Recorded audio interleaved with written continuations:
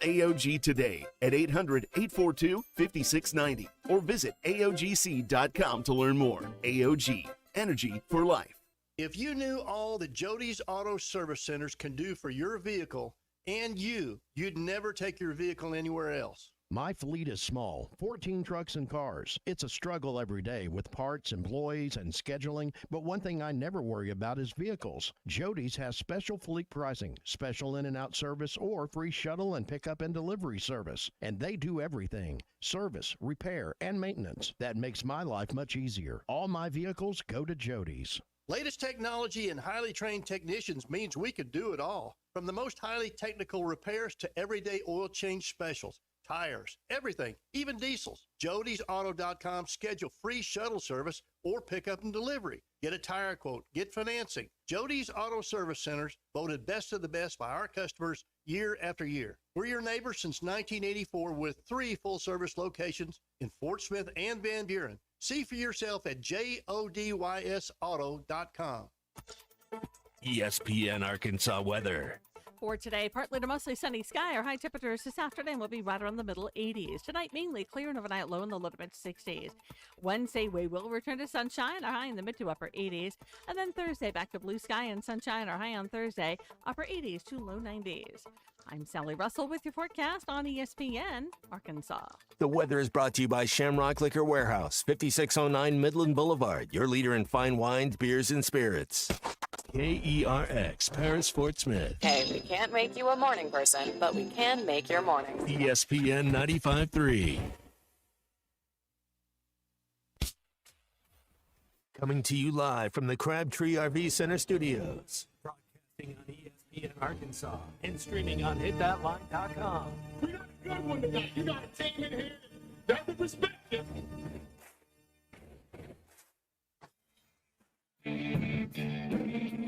If I'm all right. What can't they dominate? And we not doing it. We're going to go get one and celebrate on somebody else's field. Yeah. Judge, man, take it to the house. The dunk. Both said you had very motivational words at halftime. It's halftime with Bill Olson and Matt Jones. From the bottom of my toes to the top of my head. What's my heart, dog? Let's go, man. I have zero respect for saying no moss at halftime. For one Razorback. It's vintage Matt Jones. 1, 2, 3. Here we go. Right now, let's take the field. Call or text 877-377-6963. Now, here's Phil Olson and Matt Jones.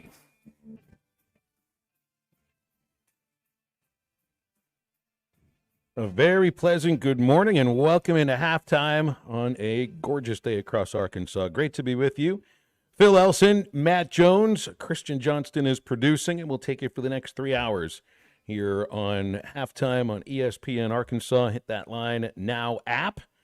And we are in the start of SEC play, and good thing too. Rubber starts to meet road. Matt Jones, that's always the phrase I use when it comes to the basketball season, when it comes to the baseball season, is you might think you know what you got when you're playing against out-of-conference teams, even some good out-of-conference teams.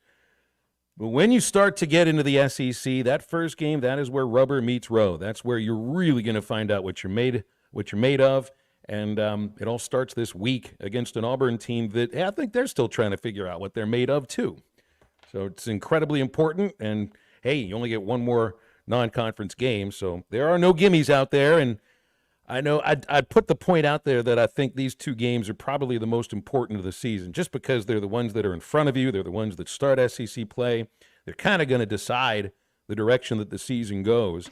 But when you look at the two programs you're playing in these next 2 weeks, Auburn and A&M, Arkansas has lost between the two of these programs you're playing 20 of the last 23 matchups. That's 20 losses in 23 games to the Auburn Tigers and the Texas A&M Aggies. Aggies have no business being a better program than Arkansas to that extent. I know Auburn's had some of their years, but I kind of feel the same way about Auburn too. You got to start evening things up here, Matt. And, man, I mean, this isn't just Sam Pittman's program. This is Brett Bielema's program. This is Chad Morris's program.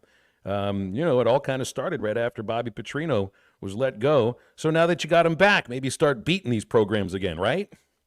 Well, happy Tuesday, and yeah, it's Auburn week. How exciting! Conference is here. I tell you, when the schedule comes out, that September 21st game was circled right away. It's your first conference game. You always circle that one. Your first home game, your first conference home game, that Tennessee game. But I think the reason you say that a little bit, Phil, is these are two of the lesser teams in the SEC. When you look at LSU, you look at Ole Miss, you look at Texas, I think all three of those teams are better than Auburn and A&M. So, yes, these are a couple games. If you can win these two games, it pretty much you can guarantee yourself a bowl. It shows that you can compete. It gives you confidence. I think that's half the battle. And maybe it's a good thing. We hear Coach Pittman and we hear a lot of people talking about, we don't have any home games. Well, you better do better. I almost said something I shouldn't say, but it's like you keep talking about wanting home games, and then that's the effort you put out there on the field. Well, let's give a little bit of better effort if you want more home games. Yeah, that's also, I mean, you're looking at what these next two games mean, because you're playing at home so much. Once you get into October, I mean, you only have 2 road games after that. 5 of the final 7 games are at Razorback Stadium, where they didn't put a great performance together against UAB, and we know about the struggles at home last year. So, hey, the last time they were at Auburn, they won. And even with this just house of horrors that Jerry World has been for Arkansas, you could look. Out of 11 losses out of the last 12 to A&M, how many of those games do you walk away thinking, damn it, we should have won that ball game? So the opportunity is going to be there, especially for a team that I've decided what I think the identity of this team is, Matt, and it's run the damn football. And it's run the football with success. And it's run the football even when they expect you to run the football. Sam Pittman even said yesterday, we're not running the football enough. Think about that. We're not running the football enough. And here you are, you've already ran it 118 times over the first 3 games. When you're averaging 6.5 yards a carry, I think you wanted to run it a little bit more. So if they believe in that identity, if there's one way you can control a game, whether it's home or on the road, it's run the damn football. Ought to be able to do that, hopefully, against Auburn. Easier said than done. Run the ball, and I like how Travis Williams goes about his defense. He's going to find something to take away from Auburn. Now, you only have one game. You only have one film tape, one game of the new quarterback. But you know what Hugh Freeze is going to try to do. Be opportunistic, hold them to a couple field goals when you can, get a couple turnovers, got to get to the quarterback. I don't know how we should be tense at home, man. We should play so much more free at home and relaxed and confident. I mean, you're in your home. There's nothing at all to be nervous about when you're playing a home game. I mean, go out there and have fun. Trust yourself. Trust your talent. Trust your ability. Trust your teammates, and go out there and make some plays. Well, and don't be intimidated by your own fans. That was the thing that I know Sam had mentioned it yesterday. Our fans don't boo the team, though. It's not like you're the New York Yankees or you're somewhere and you haven't done anything the first 6 innings or something, and they boo you when you're going back into the. They're not like I don't know that our fans are friendly. Man, they're just they're ready, they're hungry, they're thirsty for you to make a play so we can cheer for you. I just don't. I know there was something that Mike Irwin brought up yesterday, the thought that maybe there was Green's first game in front of the home fans, that there, I shouldn't say intimidation factor to it, but a nervousness factor to it. And I thought, wait a minute, this is the guy that went out and literally bawled hard in front of 55,000 screaming Cowboys fans on ABC. Quieted the crowd too. Absolutely. Yeah. It's like Gino said, you could hear a mouse having an accident on cotton. So that didn't necessarily, I didn't quite understand why you might feel a little differently for your home games. But, you're on the road now, so you better, I guess they were comfortable on the road at Stillwater. So Auburn's bigger by like 43,000 seats. I mean, that's good. That's the kind of atmosphere that could really intimidate you. It's just, I don't know what to expect out of Auburn. I just know that when you look at the history of the A&M series recently, it hadn't been blowouts. It hadn't been ugly games that you walk away thinking, you know what, we just suck. It's just been a couple plays here and there that have really made the difference. In the Auburn series, in which they've lost 9 of the last 11 games, you've lost 48-10 last year. That was, and I've never understood, Matt. That game was over early. Yeah. Oh, it was over before it started. Yeah. I've never understood an athlete, whether it's a professional athlete or a college athlete, taking the field and not playing to win. But that's what I felt watching that Auburn game last year. 48-10 loss, 51-10 loss under Chad Morris in Fayetteville in 2019, 34-3 the year before, 52 to. I mean, they were getting their heads handed to them on the silver platter on an annual basis before finally having, a decent show up in Sam's first year, which was a game that they had taken away from them by the officials on what should have been a fumble on Bo Nix, but was called a pass instead and an incomplete pass. That's the game they should have won. So and I remember when they went there a couple years ago, Matt, and they jammed the ball down Auburn's throat right in front of their own fans. That's what this team's going to try to do too. Well, you're right. Run the ball. I was just writing down my keys to the game. If you were to say 3 keys, run the ball. And then when you're playing a true freshman quarterback, when it's a passing down, you got to bring a blitz. You got to confuse. You got to put some pressure on them. When you know it's a passing down, be wary of the draw, be wary of the screen. Couple of things you got to be ready for, but you got to give him some different looks. So run the ball, passing downs, blitz the quarterback.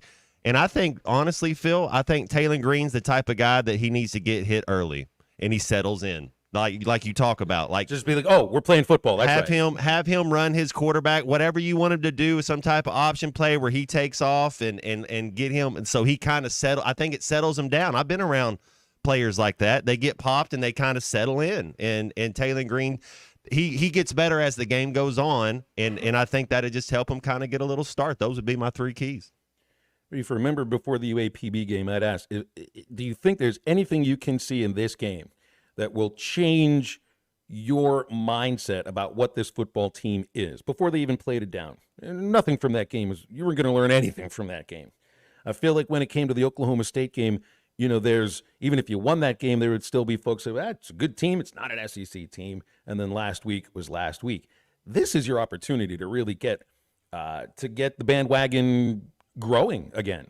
If you beat teams that have, in Auburn's case, not just beaten you, but rubbed your face in it for a little more than a decade now, and then you go up against a program that you dominated when you shared a league with them in the Southwest Conference, and since A&M's been in the SEC, it's been a completely different story. This isn't just where the season takes a turn. This is where people's understanding of Arkansas Razorback football in Sam Pittman's 5th year in our Year of the Lord 2024. These 2 games is where the understanding actually begins to take hold, because it's SEC teams, they're games away from your stadium, and they're teams that have been beating you, and you should beat them this time around. That's where we start halftime on this Tuesday. And later on in the show, we'll talk with Bill King from Nashville Sports Radio and Alyssa Orange from Pig Trail Nation. Means we got a wide open first hour for you right now. 877-377-6963. Halftime returns right after this break. This is halftime. With his new glasses. Looks like Clark Kent. This guy is dominating offensively. Indeed, he's also a quality guy. We had more fun talking with him. He was a walk-on. Now he's an All-American. He also is brilliant. He's a great student. Last week he got his MBA. The guy is just what college football is all about. I've been called everything. Clark Kent, Kurt Rambis, Drew Carey, you name it, I've been called it. Listen to every Razorback football game this season right here on ESPN 95.3 and hitthatline.com.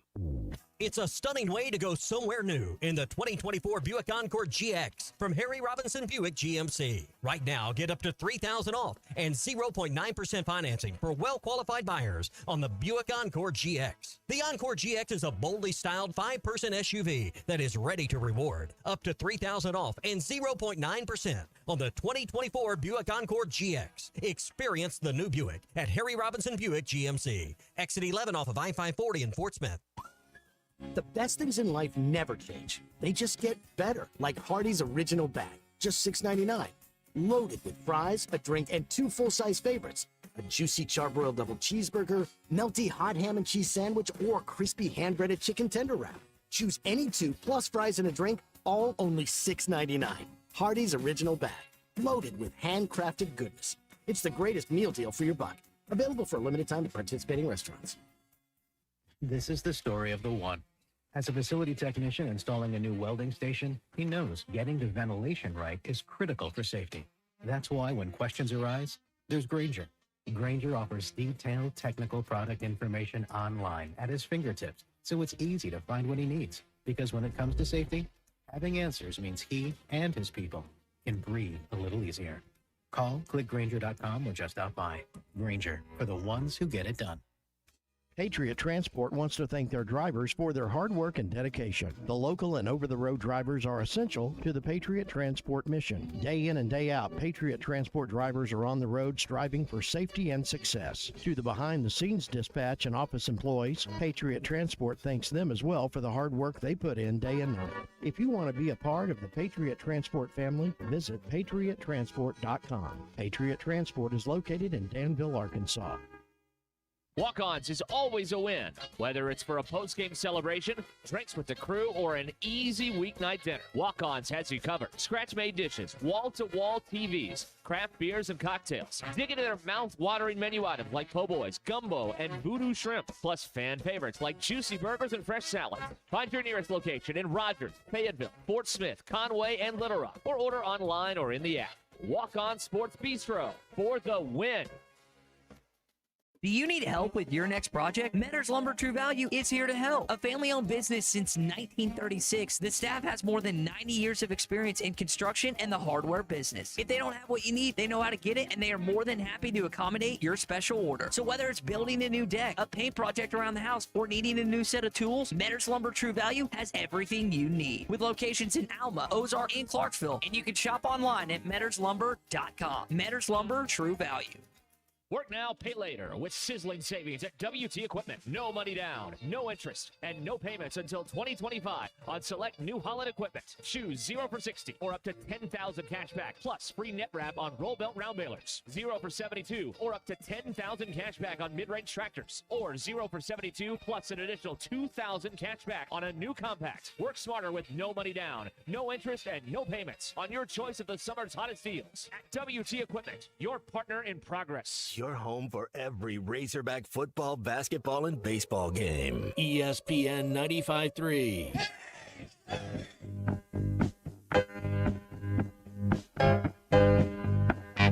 Sometimes I'm right, you're wrong. Believe some in my song. Get from and in. Difference what you're in.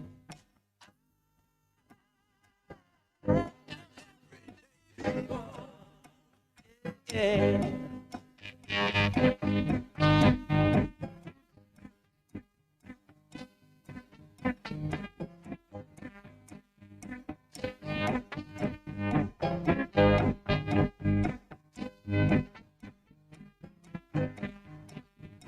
Find halftime on 99.5 in Northwest Arkansas, 95.3 in Fort Smith and the River Valley, 96.3 in Hot Springs and Central Arkansas, 104.3 in Harrison and Mountain Home, and everywhere on hitthatline.com. Join the conversation. Call or text 877-377-6963. Now back to the hosts. Here's Phil Elson and Matt Jones. I got a couple texts to get through here. Brandon says that these next couple of games are going to show how dedicated players and coaches are to the program. Fix things and show up or lay another egg. Let's see. Got Wes thinks they're going to go 3-1 in conference play after the LSU game. He has not told us what he thinks was going to happen leading up to the LSU game, because you got Auburn, A&M, and Tennessee in front of that. The 3 games after LSU or Mississippi State, Ole Miss, and Texas. I don't put that one away and worry about those games after these 3. Because, Matt, I mean, you've made a point for a while here about separating a 12-game season into 3-game pods. We already had 25% of the season done. By the end of this 3-game stretch, 50%, yeah. It'll be 50%. You'll know what your team is by then. I do think that this is the most important aspect of the season. I understand that Frank said they remember November, but if you stink in September and October, November doesn't really matter very much at that point, and that's what happened last year.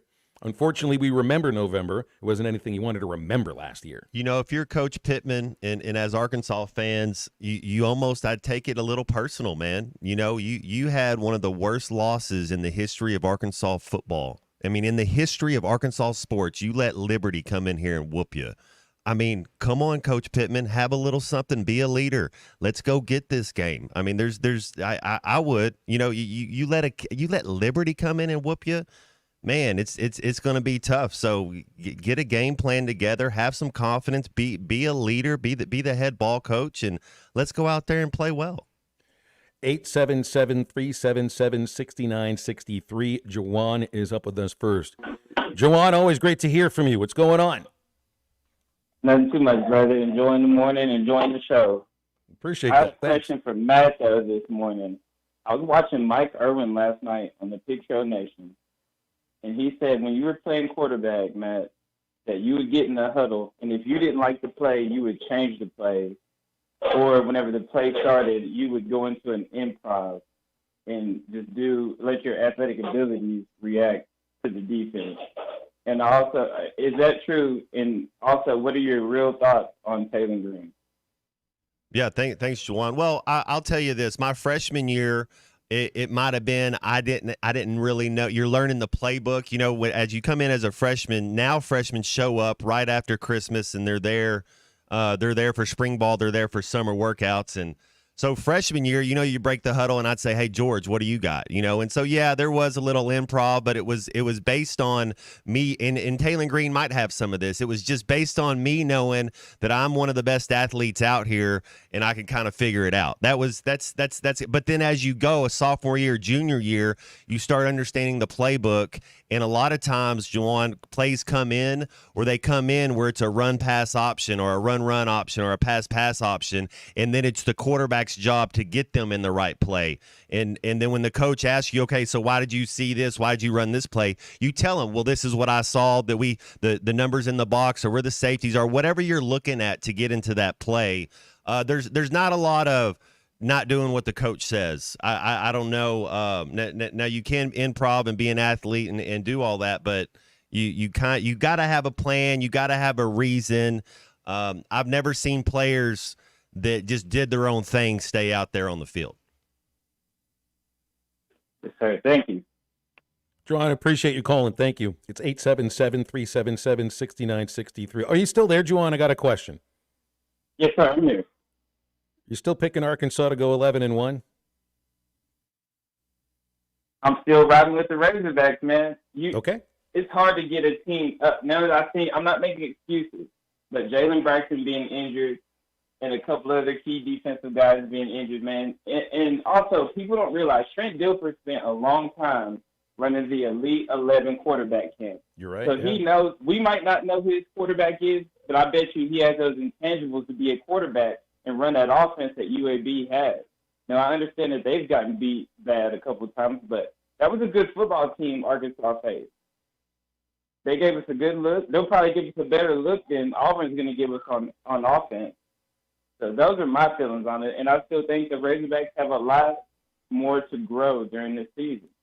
Now, Taylor Green's inaccuracy, yeah, that hurt me a little bit, and I was thinking, like, are we going to win any more games with him at quarterback? I don't know. I'd like to see somebody else, Malachi Singleton. I feel like he has better accuracy, a stronger arm, and we have a higher ceiling with him at quarterback. So that's just how I feel right now. Hopefully we can get it together and get a running back behind Jaquindon Jackson. I feel like him shouldering a lot of the load for the first time ever in his career, he has some issues with stamina whenever it gets late into the second half and stuff. So we need a solid number 2 running back. And I want to utilize Luke Haas more. And if we can get all that going together, man, I think the sky's the limit for Razorbacks. All right, Juwan. Appreciate your call. Always like when you call up. Thanks a lot. I just had to double check that with him because he was so sure of it last week, and I wondered what he thought after a 10-point win at home against UAB. You know, I like Taylor Green. I'm a Taylor Green fan. He's going to continue to grow and continue to improve. We've seen Singleton a little bit, and that was only in the scrimmage game. You know, only in a little in the second half of UAB Bluff. Yeah, so I don't think we really know. Like, I liked what we saw. Like you liked, yeah, you're like, man, that's good. Because the thing is, Phil, and I think this is true for just about every college football team this year. I mean, you might get lucky and have a handful that don't. The backup quarterback's going to have to come in and make some plays for us sometime if it's starting a game. I mean, who was the game? Was it 2 years ago against LSU when we had the backup guy had to come in and Malik, yeah, Harold Perkins Mississippi State. Yeah, Harold Perkins did his thing. So it's going to happen. You don't know if it's going to be in the third quarter, second quarter, or if he's going to start a game. So we will get to see him, the backup, with some live bullets, and I think then we can make a better judgment because, Phil, the coaches are in practice every week. I don't know any coaches. Now, sometimes it happens. 95% of the coaches, we're going to play the guy that we think gives us the best chance to win.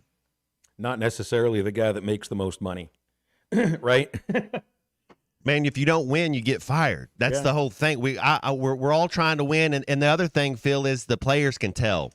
If you can't lie to the players. If you lie to the players, you're going to lose the locker room. If somebody's better and they've earned the right to play, that's who plays. And I think they've identified their guy in Taylor Green, and we're going to continue to watch him grow. I think they have too, and even if it's a bad game Saturday, for him, I'd be surprised if they were to make a change at quarterback after one bad game. If he throws 4 interceptions in the first half and fumbles, then you know what, I could see. But the turnovers are the thing that's going to end up doing it for you. That wasn't too much of an issue against UAB. It's accuracy more than anything else. And I wonder, did you feel you were more accurate when the pocket moved or on the run or when you had to improvise than you were when you were in the pocket? Because I might see that a little bit with Green. Because when he starts moving and creates on the fly and the play's broken, I think he's been really, really good. Yeah, when you're throwing crossers and you're throwing slants, you're throwing through lanes, and sometimes it's your vision, and you're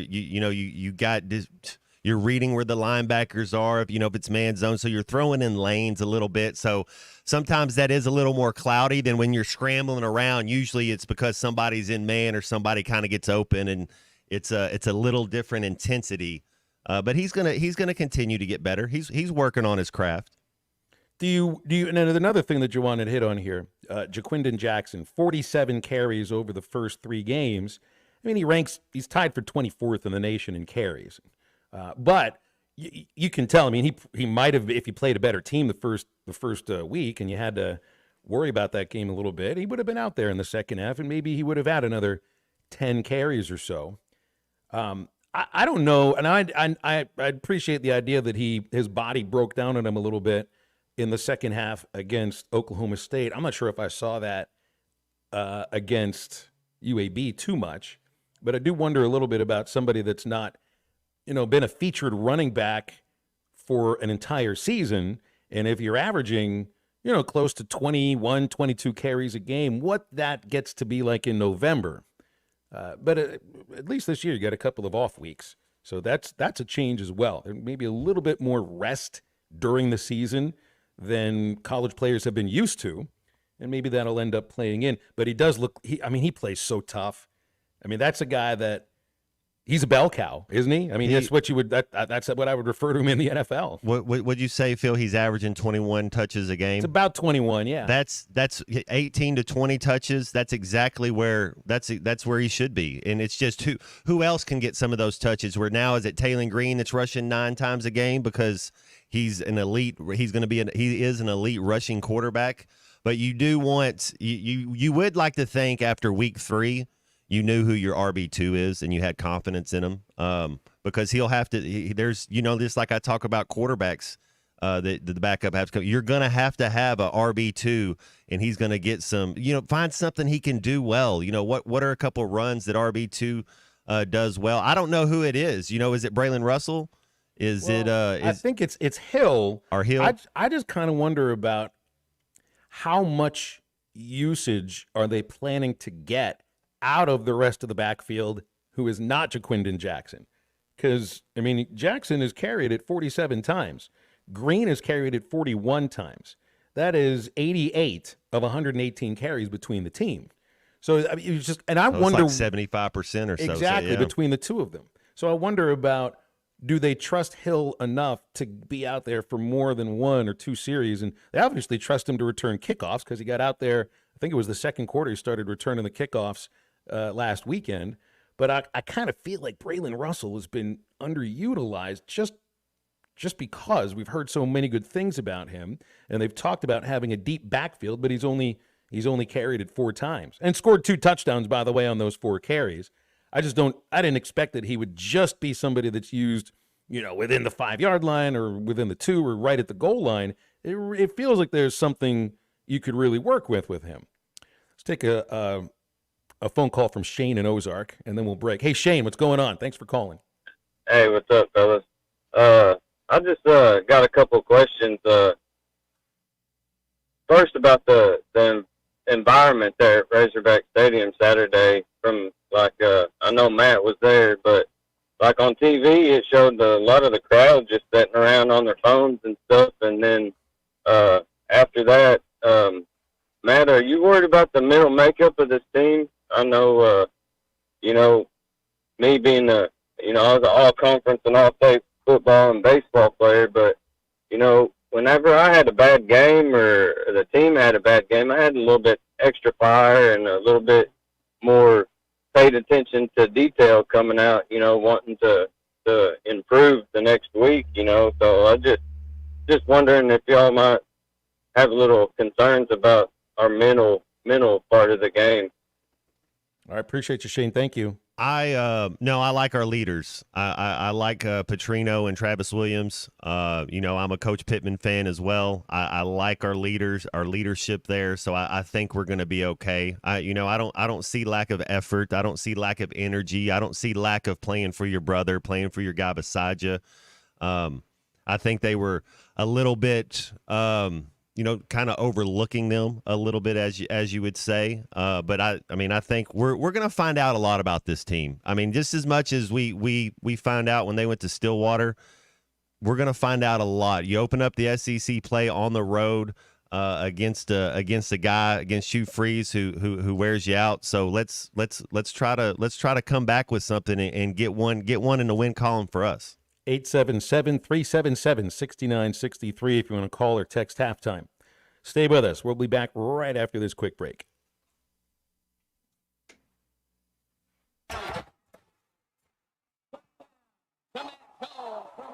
This is Halftime.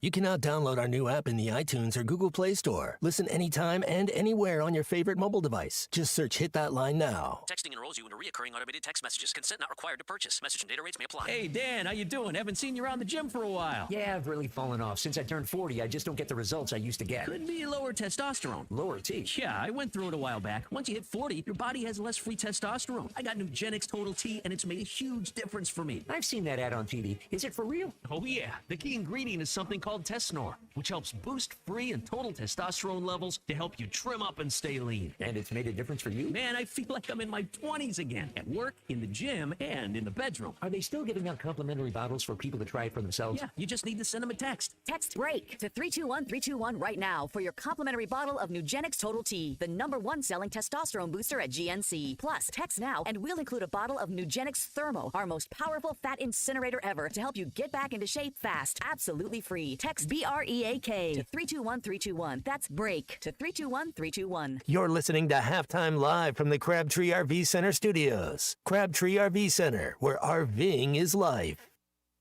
If you are involved in a divorce or custody case, you want an attorney you can trust to guide you through the process. The attorneys at Hickey and Hole Law Partners have over 7 decades of combined experience. Hickey and Hole have seen and heard nearly every scenario you can imagine, ready to put that experience to work for you to get the best results. Visit kevinhickeylaw.com or give them a call today, 479-434-2414. Hickey and Hole Law Partners. Things are about to get better.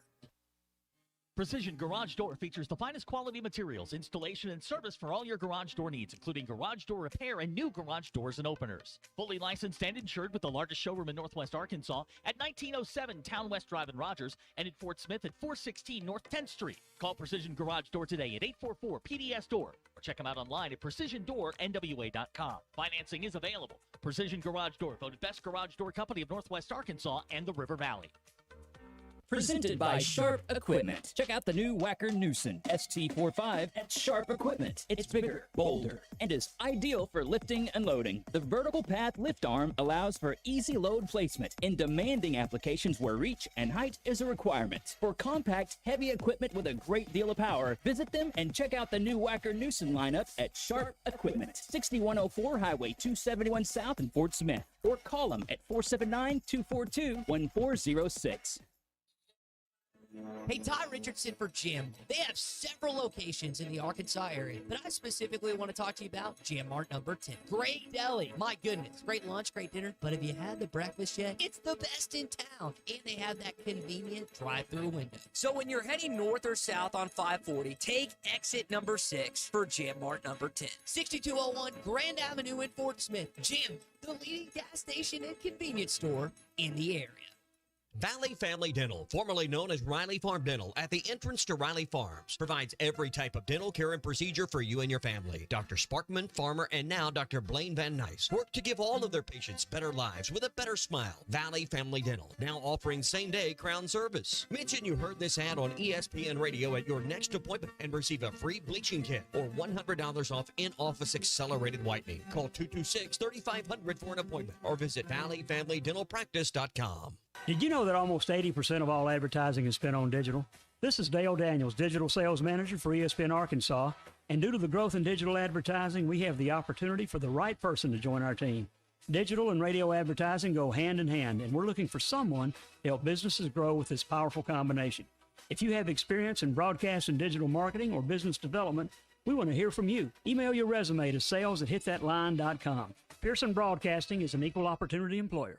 Your home for every Razorback football, basketball, and baseball game. ESPN 95.3. Ever do.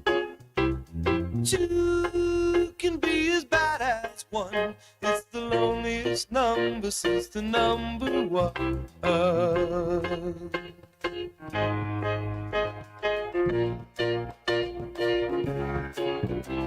No is the saddest experience you'll ever know.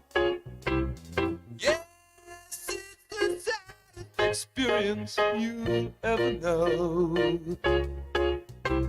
'Cause one is the loneliest number that you'll ever do. One is the loneliest number worth two.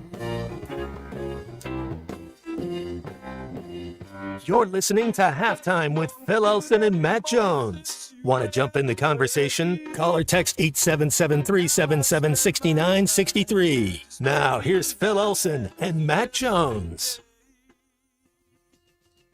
Alyssa Orange and Bill King on our show today. Alyssa at 12:15, Bill at 1:15, and Jamie in Dallas is with us at 11:36 in the morning. What's up, Jamie? Thanks for calling. Yes, sir. Good day, gentlemen. Couple things, just want to have a little bit of conversation based in some realism. As you look at the offensive personnel of this team, it looks like an SEC team. It looks like an SEC team up front. You got the size at receiver. You got the size at running back and quarterback. Probably don't have the depth at skill positions that you're going to need, to make it through that kind of gauntlet of SEC season. I, would like to see Satanga maybe the speed element a little bit more. I'm not sure that we have as much explosive ability to take the top off, back people up, and really complement the possession receivers, the possession running game, and open things up for the tight ends. Would like to see Gums and Washington and maybe some more 2 and 3 tight end stuff, a little more creativity. I think you can waggle on a whole bunch of stuff. I think, Matt, you would agree with that. Now, that being said, on the offensive side of the field, on the defensive side of the field, we just don't have that level of athlete yet. You really just don't have, I haven't seen consistent game-changing type of athletes. I know, Landon has got a lot of potential and stuff. Like I was at the Stillwater game. I just didn't see it. I just don't see the twitch. I don't see and really just we got a little ways to go there. But on a size-wise, we got better talent on defense than probably any time that Pittman's been here. With that said, I frame that way because this is a brand that has been incredibly, incredibly damaged over 10-plus years. And as you look to rebuild that brand, which is where we are, I think we got good leadership in place to do that. I think people are going to need to be really, really patient. And as we become a secondary, right below that top tier, a place where transfer portal is very, very important to success, then I believe that when you have people coming in here and really having a lot of success, like Green, like, Drew Sanders and these receivers and some of the running back currently, I think there is real opportunity for growth and for getting this brand back online. And I think if you can't be patient and have a 5+ year window of, outlook on when that's going to take place, I think you're just going to continue to turn over and cause more damage to the brand. And I think Juracek has the ideology and the focus to give it that patience and to look at the brand long term. And I think overall, if you look at the University of Arkansas sports overall, when you look at our basketball program now with Calipari, obviously that was a brand that can still attract top tier. Baseball is what it is. Track is what it is. There's room for football to get caught in that jet stream. I know football's the biggest one, but you've got to steer this ship the right way, and people got to have some patience to come out and support these kids. I'll be interested to see what you guys have to say. Okay, thanks, Jamie. I got to say, it's like they've figured out a lot of good things about all the other sports, just can't quite figure out getting football on the right track, and that's the most complex one. That's the biggest one. That's the most athletes and the most difficult one to keep it at a high level on a year-by-year basis. I do wonder a little bit, if you talk about like size and playmaking ability offensively, this is a very big stretch right now for Tyrone Broden. We heard a lot about Broden improving over the spring and in August. I'm not sure if we've seen it play out in a game just yet. And there are other talented receivers that I expect are waiting behind him. You asked about Jordan Anthony yesterday. Where is he? Now, he's a different kind of receiver, but they do have him at the same position as Broden, the Z position. And look, I mean, Green had his issues with accuracy this past weekend, but there were like 4 or 5 drops in there, in which there are at least 2 or 3 of them that touch Broden's hands. So there is on that aspect. And defensively, I think Jamie made a good point, Matt, about game-changing plays defensively. You're really waiting to see some of that happen. I guess Jackson did kind of wear down who he was going against, and they switched him from the right to the left against UAB on the end. I think he might have wore down his matchup in the fourth quarter, and he got a little bit closer, tipped the pass, that ended up getting intercepted. But he's right. I mean, you're looking for more game-changing plays defensively. You have a little bit of that on offense. Landon Jackson's he's a two-way guy. He's not a rush the passer first. He's more of a run stopper. That we know that he's getting a lot of the action. He's gonna play on Sundays. I mean, he's a talent. He's just not an edge true just edge rusher, pin your ears back and do that. He's a complete football player, and he plays really good against the run. He's 90%. He's an A player when it comes to that. The best defensive player is Travis Williams. He's going to have to scheme it up. That's why we pay him. That's why we went and got a really good high-end, I'd say elite defensive coordinator, because he's got to scheme it up. He got to use the pieces you got. I like Metcalf. I like the kid that got the interception in the Oklahoma State game. I mean, that was just great ball skills. But yeah, we haven't really brought a lot of heat. I'd like to know what the percentages so far that we've blitzed. And so I think you might see a little bit more of that going against a freshman quarterback, especially the next 2 weeks. Mm-hmm. Passing downs, you got to bring the heat, make him make Make him do something. What did Taylor Green do against Oklahoma State when he threw his first interception? That was against the blitz. He took off running after the blitz. You gotta start making him try to be an athlete. Make that other quarterback be a little uncomfortable. You know, and I wondered about bringing in guys like Slaughter, who's had some troubles, and he's had a couple of good plays as well, or a guy like Larry Worth, or Anthony Switzer at linebacker. Steven Dix Jr. and Sori, who is as fast as anybody out there on both sides, and where is the aggression coming from? And have you been saving it?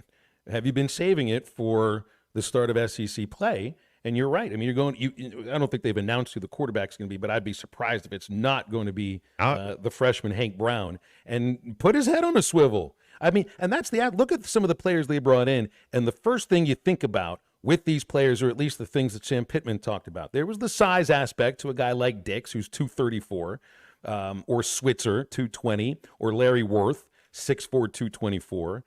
But they're also really fast. And those are the kind of guys that I would expect, because they're coming at different levels of the defense, linebacker, safety, and nickel, that these are angles with these guys' speed and the size they have, too, that you can really create some havoc. But I guess we're still kind of waiting on it. And also to Jamie's point about 5-year plan, it kind of does feel like that's the plan that the program has been on, because there are other programs that may have made a change after last year. Arkansas is not one of them. Look what's probably going to happen in Florida. They're going to be making a change in the second season, like in the middle of the second season again. But that's not what this program is right now. And there's a lot of people that say you don't get 5 years anymore because of the transfer portal, because you can change the makeup of a team from one year to the next so dramatically.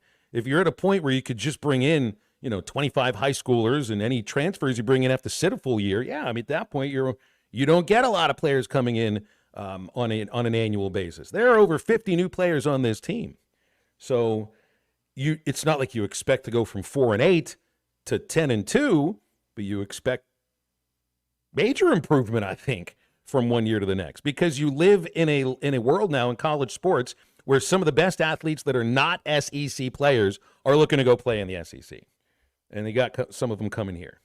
They're already here. This is some of the defenders I'm talking about. Yeah, I mean, the portal will be big, and I think having Taylor Green being a returning starter at quarterback, do we lose Armstrong next year? I don't know if he still has another year or not. Yeah, he's done after this year. He should go. I mean, he keeps playing like this, the way they take receivers. I could see him going somewhere in that, depends on what he runs, but I could see him going in that third, fourth round. I mean, if you're a top 100 pick, you got to go. 877-377-6963. Anytime you want to hit up with us here on Halftime. And want to remind you about Crabtree RV Center in Alma, the dealership that served our listening audience in the River Valley in Northwest Arkansas going over for 70 years. They're still at the junction of I-40 and I-49 beside the Cracker Barrel, still giving your family the absolute best experience, choosing the perfect RV for your adventures. Anything happens in between, they got the service and parts department on site. They got everything you need at Crabtree RV, online at crabtreerv.com. Back to wrap up hour number 1 of Halftime right after this. Matt Jones, don't be so cool, dude. This is Halftime. Remember the classic Massey Ferguson tractors, straightforward, dependable, tough as nails, and easy to run? It's those classic models that inspired the Massey Ferguson 2600H series, as durable and reliable as the classics, with up to 74 horsepower and more comfort so you can work harder. The Massey Ferguson 2600H series. Thanks for watching us here on ESPN Arkansas. Download the brand new Hit That Line Now app in the Apple and Google Play stores. ESPN Arkansas, more than just radio stations.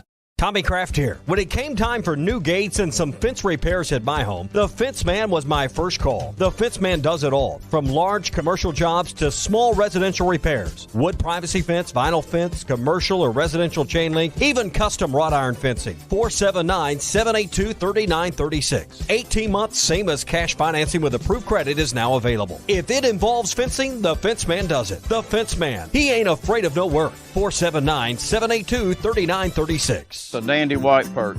Big old slab.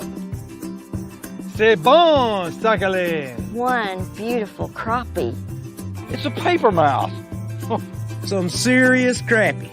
Nice speck. We got crappie. They might go by different names, but all prefer the same thing. Bobby Garland, America's favorite. White perch, slab, sockeye, papermouth, crappie, speck, crappie baits. I call it dinner. BetOnline is the world's most trusted betting platform and your number one source for everything football. From the preseason NFL to college kicking off, BetOnline has every stat, every matchup, and even live odds and spreads while the games are being played. Think you know your stuff? Try our winner-take-all $300,000 NFL Survivor Pool for the upcoming season. When the game is over, head over to our online casino and get in on a game of blackjack or poker or unwind with one of our over 150 slots games. Head to the website today and use promo code BELIEVE and get in on the action. Bet online. The game starts here.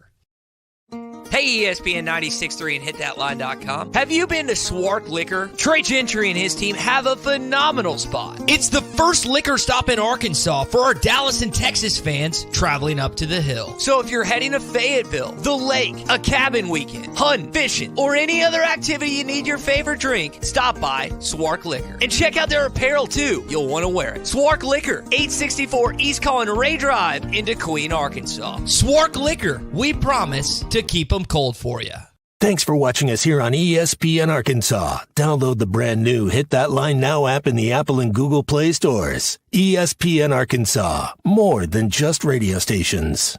Tommy Kraft here. When it came time for new gates and some fence repairs at my home, the Fence Man was my first call. The Fence Man does it all, from large commercial jobs to small residential repairs. Wood privacy fence, vinyl fence, commercial or residential chain link, even custom wrought iron fencing. 479-782-3936. 18 months, same as cash financing with approved credit is now available. If it involves fencing, the Fence Man does it. The Fence Man. He ain't afraid of no work. 479-782-3936. The dandy white perch. Big old slab. C'est bon, sacale. One beautiful crappie. It's a paper mouse. Some serious crappie. Nice speck. We got crappie. They might go by different names, but all prefer the same thing. Bobby Garland, America's favorite. White perch, slab, sockeye, papermouth, crappie, speck, crappie baits. I call it dinner. BetOnline is the world's most trusted betting platform and your number one source for everything football. From the preseason NFL to college kicking off, BetOnline has every stat, every matchup, and even live odds and spreads while the games are being played. Think you know your stuff? Try our winner-take-all $300,000 NFL Survivor Pool for the upcoming season. When the game is over, head over to our online casino and get in on a game of blackjack or poker or unwind with one of our over 150 slots games. Head to the website today and use promo code BELIEVE and get in on the action. Bet online. The game starts here.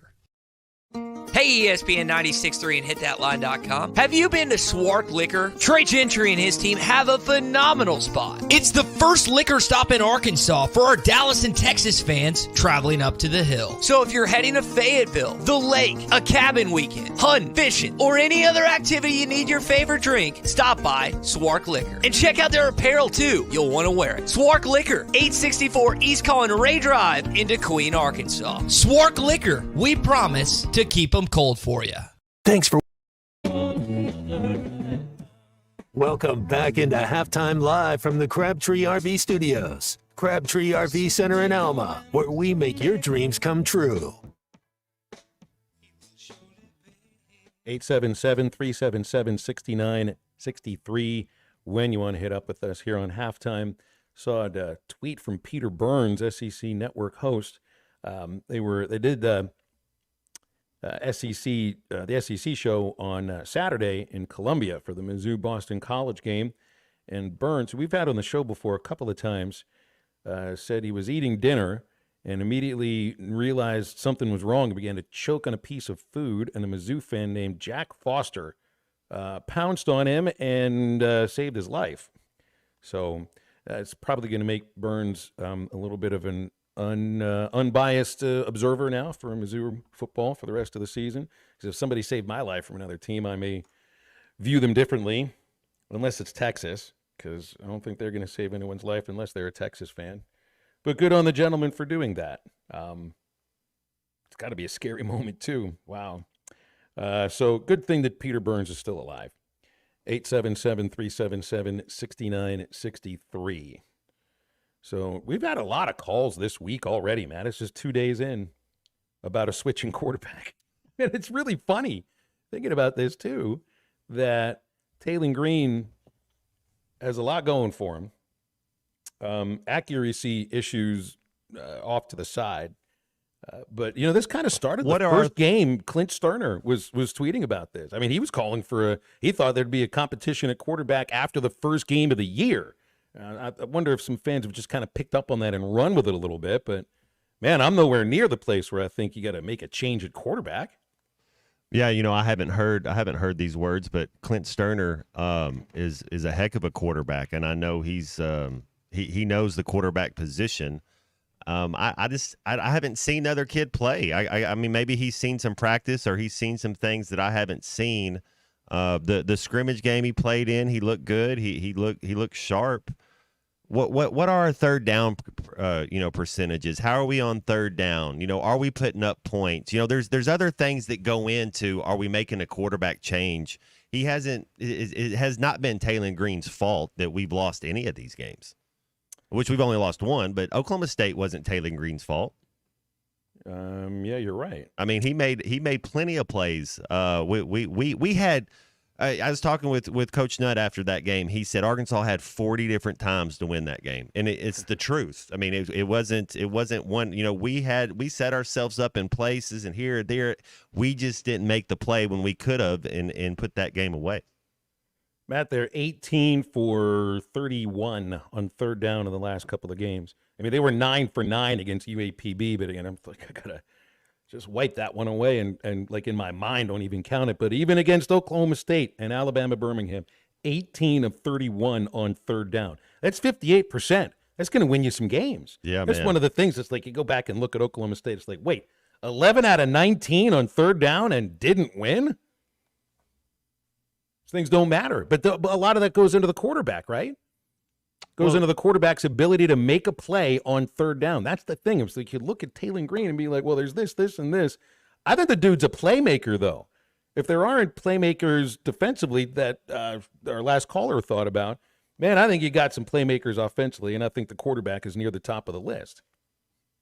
You know, healthy competition is always nice. I think it's Taylor. I don't think we're going to see a change, Phil, unless Taylor Green gets hurt. That's the only way I think you see a change at quarterback. Where I think there's competition, or in my mind maybe where there should be competition, starting Z receiver, Broden has struggled. Backup center is something that Sam Pittman talked about. In fact, it almost sounds like, I don't know if I'd put it in these terms, but it almost sounded like center is potentially up for grabs. And third running back, which have we even seen him? Dubinion got on the field in the second half against UAPB. We haven't seen him since. I don't think he's playing. If he's not playing by now, there's going to be an injury or something's going to have to happen. You usually these first 3 games, if you're not really getting it, then I did not see that one. We got to work the tight ends a little more. They're real valuable, the middle of the field, and then we got to get to the quarterback on defense a little bit. But man, we got playmakers all over the field, Phil. We move into hour number 2. Our guests will start to show up. Alyssa Orange from Pig Trail Nation in about 20 minutes. So we got an open segment if you want to get on. 877-377-6963, and halftime returns after this.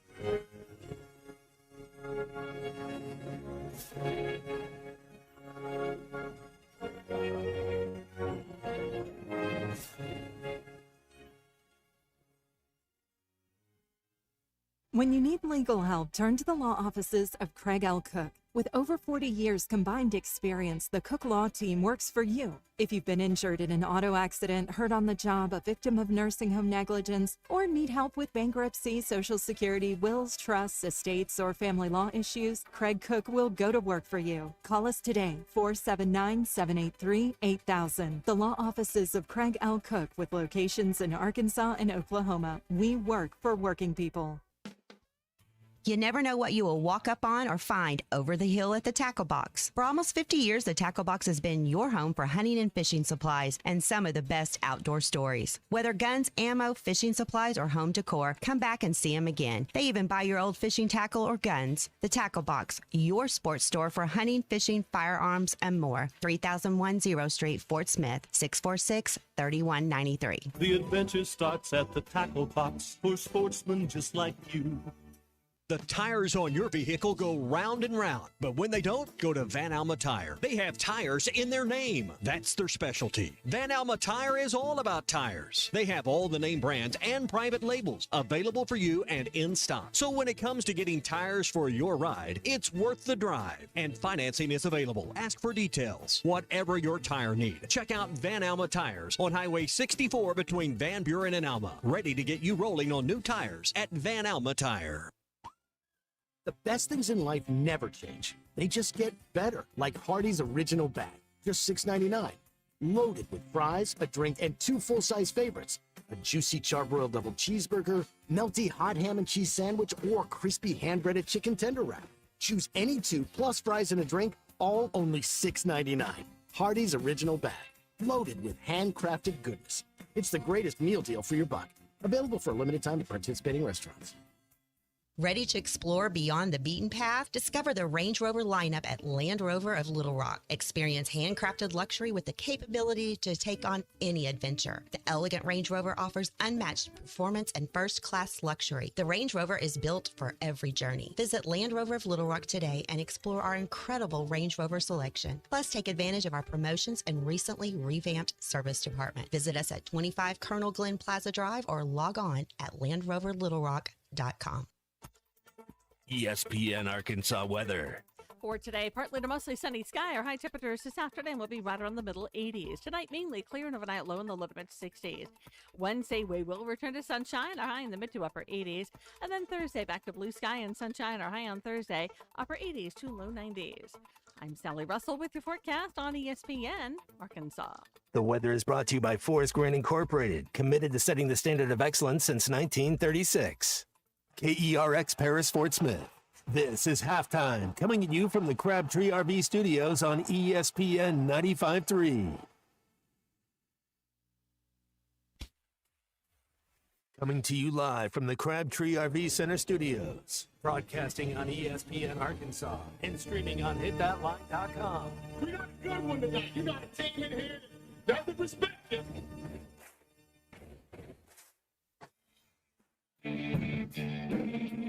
If I'm all right. Why can't they dominate? And we not doing it. We're going to go get one and celebrate on somebody else's field. Well, take it to the house.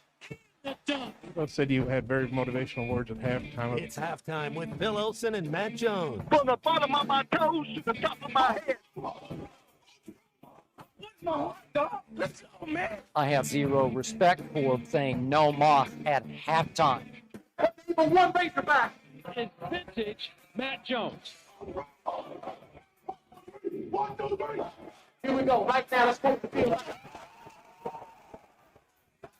Call or text 877-377-6963. Now, here's Phil Olson and Matt Jones.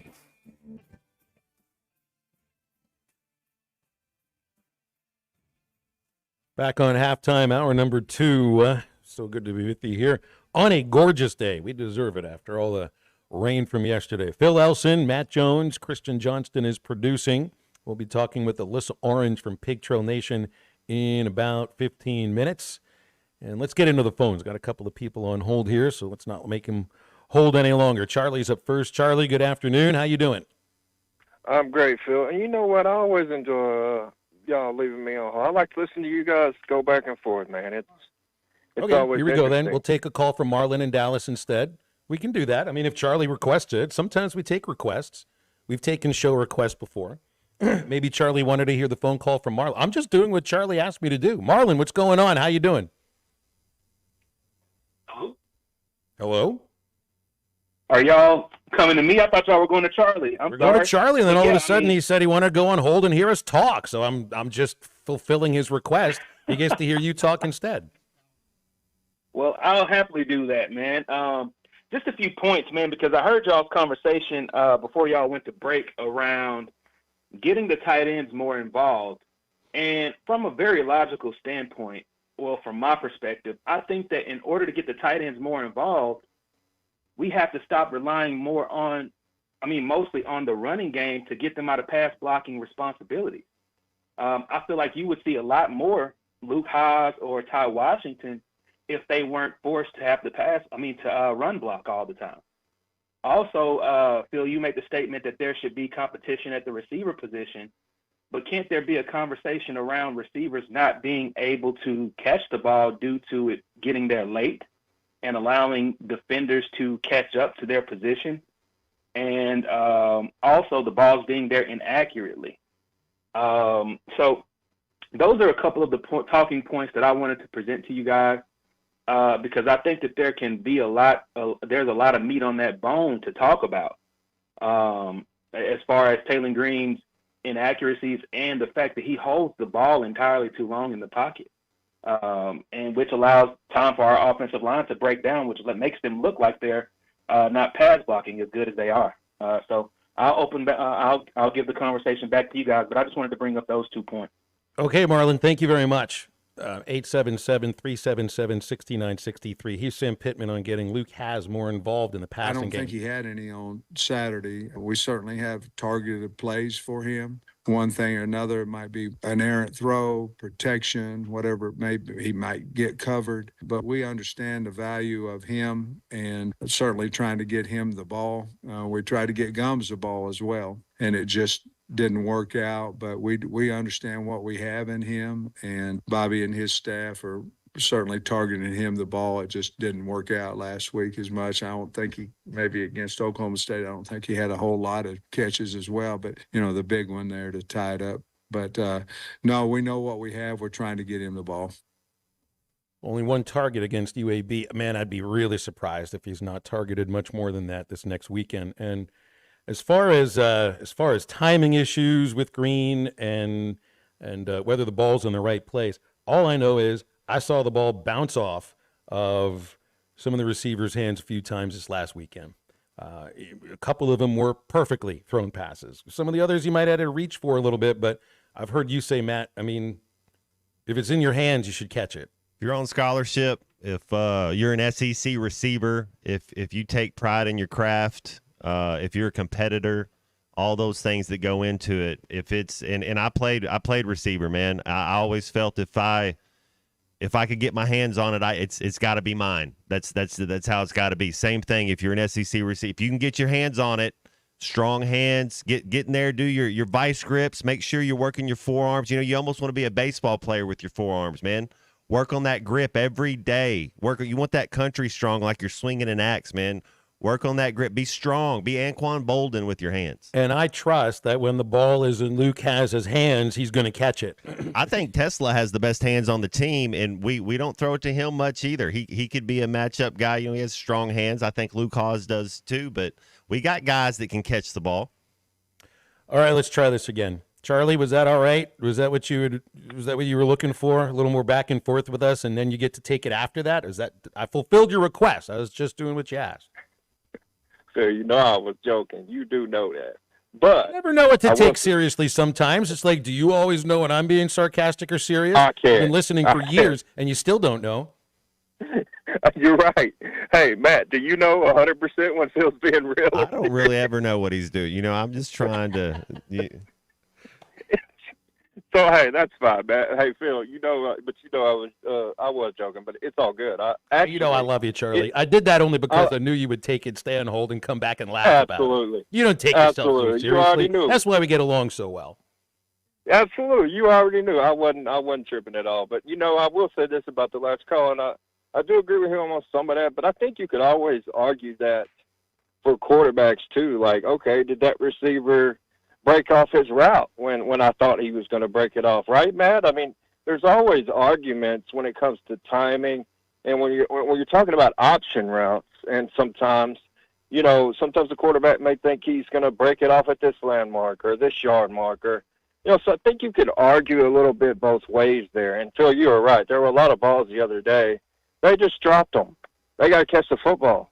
And especially that one, I think the one, who was it to the freshman? C.J. Brown over there on the sideline. That was perfect. That couldn't have been a better throw and pass. I mean, no. And Phil, you would have caught that and probably turned up and scored. I think he's wide open, and I don't know if you'd have turned up and scored. I can't take a hit. I'm going out of bounds, Charlie. Sorry. Well, you'd have caught it.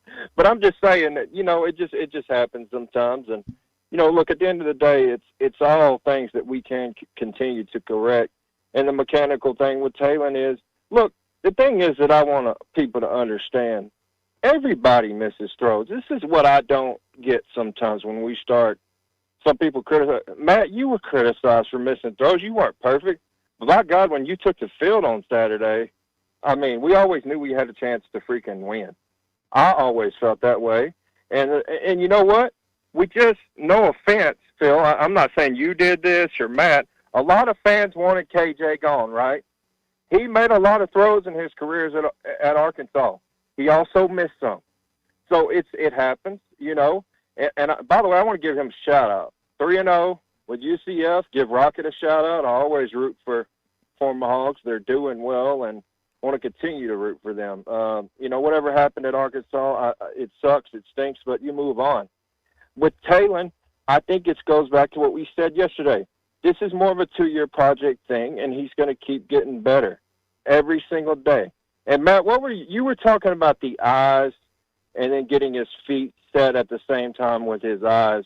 Explain that a little bit more to me and fans as well, because I know, like, when you go to your first read, you got your feet there. You go to your second read, your eyes and your feet are supposed to go there.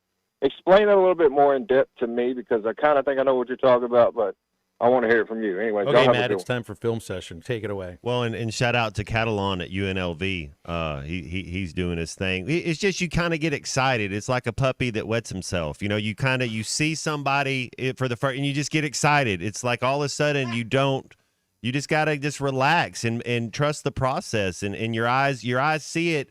And instead of moving your lower half to make you just go ahead and throw it too soon.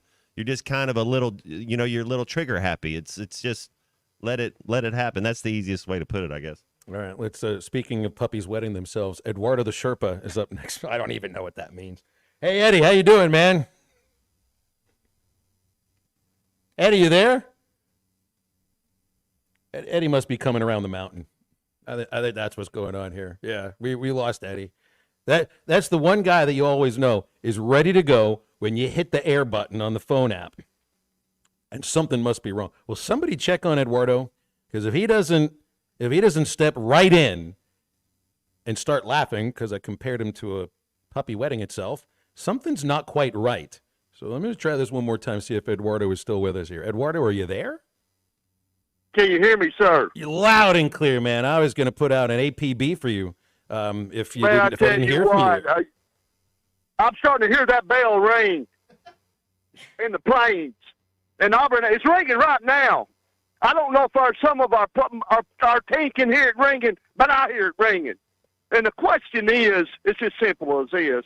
Are you going to answer that bell? I see this game as very crucial. Maybe the most pivotal game of the season coming up.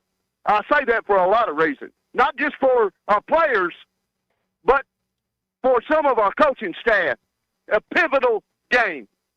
Because go down there and what play script, to me, it just comes down to that. You can talk about getting this tight end involved. You can talk about getting this running back involved. Whatever. The bottom line is, what play script are you carrying to the plains? That's what it boils down to. I mean, are you going to make the mistakes to get you beat? I mean, again, it's not all on Taylor Green. Taylor Green's got a lot of talent. Let me tell you that. But he also you're fixing to go into one of the most hostile environments of college football. And they're going to be hostile down there. The crowd's always is going to be loud. And you don't have to be poised in that pocket. You can't hold on to the football. Get rid of it quick. I mean, don't hold on to it. And for any offensive player, do not turn the ball over. That's got to be a top emphasis. Turn the ball over. No. Do not write that play script. Man, that's 3 times. That's a heavy one there. If it was just 2 no's, you wouldn't think the message would hit very hard. No turnovers against Auburn. Understood. Keep converting third downs the way that you have. And, Eduardo, it's always good to hear from you. We got a break because we got Alyssa Orange coming up in a moment. Keep converting third downs the way you have. Keep running the ball the way that you have. And I think if these 2 things happen, and certainly some of it is going to be dependent upon Green's ability to connect them, probably 3rd and short or maybe some 3rd and 6, 3rd and 7, you're going to walk away with a win. We'll step aside for a moment, and Alyssa Orange stops by from Pig Trail Nation right after this on Halftime. This is Halftime. I tell you what, I know this. Got a lot of guys with some big hearts. For 3 hours or however long, maybe 4 hours, we're the best team in the country today. And it's offense, defense, and special teams. It's some guys like Darren McFadden, baby. Y'all better put him in the Heisman. You better put him up there. I'm tired of him being number 4. We got that Wood right here, baby. Somebody better look at this guy, the best football player in the country. And his name's not being mentioned. Lou Holtz, Mark May, number 5. You better look at him a little closer. He's a football player. ESPN 95.3 and hitthatline.com. Ladies and gentlemen, Adventure Dave will be attempting his greatest stunt yet. He will jump over 100 boats, ATVs, cars, and trucks, all at Adventure, Oklahoma in Roland, brought to you by Auto Finders. Here he comes now. Adventure Dave, why did you choose Adventure, Oklahoma for this stunt? Well, Tom, Adventure, Oklahoma is your one-stop shop for adventure. Plus, no one else would let me jump over their boats and ATVs. It's the All Cylinders sales event going on right now. Rebates up to $1,000 and financing as low as 0.99% on select CF Moto side-by-sides and ATVs with approved credit. Visit cfmotousa.com. CF Moto, ride without compromise. Now, if you'll excuse me, I have a date with Destiny. Yes, and what a jump it will be. No, the jump is tomorrow. This is Destiny. See y'all later.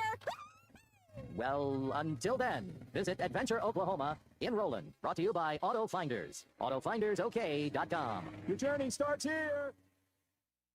Valley Family Dental, formerly known as Riley Farm Dental, at the entrance to Riley Farms, provides every type of dental care and procedure for you and your family. Dr. Sparkman, Farmer, and now Dr. Blaine Van Nice work to give all of their patients better lives with a better smile. Valley Family Dental, now offering same-day crown service. Mention you heard this ad on ESPN Radio at your next appointment and receive a free bleaching kit or $100 off in-office accelerated whitening. Call 226-3500 for an appointment or visit valleyfamilydentalpractice.com. Are you ready to work for one of the area's premier companies? If so, Forsgren wants to offer you a rewarding new career. Forsgren has been building the foundation of the River Valley for over 80 years. Forsgren is recruiting for experienced concrete finishers, equipment operators, truck drivers, and laborers. Forsgren is a destination point for men and women with a drive toward excellence. Join the Forsgren legacy. Apply now on any device, anywhere at goforsgren.com. That's goforsgren.com. Forsgren Incorporated is an equal opportunity employer. Pay attention. This happens fast. Routine, scheduled, maintenance. You know it's coming one day, but that day's in the future. Then the future comes, and your wallet's not ready for that $250 maintenance. But your forklift is. It needs it. Good thing you're smart. You're buying a used forklift from Medley Equipment Company this summer, and its first planned maintenance will be free because Medley keeps you moving. I'm branch manager Dennis Mabry. Visit medleycompany.com or see us at 4001 Harper Avenue, Fort Smith, Arkansas. The Wave Rural Connect Shoal Creek Zone is open. Fast fiber internet, TV, and home phone available. This covers Midway, New Blaine, Scranton, Delaware, and other areas. Even if this isn't your zone, check your address. We might be available for you. Get your whole home solution. Internet, TV, and phone from a local provider. Go to signup.waveruralconnect.com or call 1-833-492-8372. Arkansas Valley Electric and Wave Rural Connect, changing the communities we serve.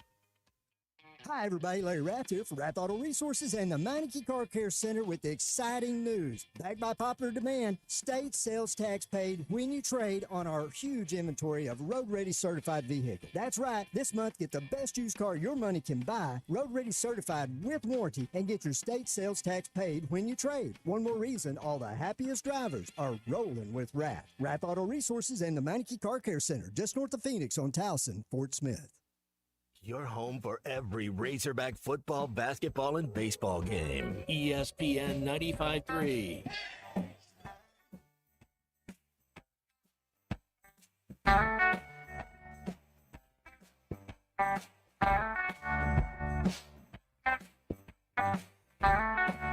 Well, I knocked to a window to leave her a note. Will you come meet me at the back of the grove? All the trees were in bloom. That sweet smell in the air. We were trembling together. We were young, we were scared, yeah.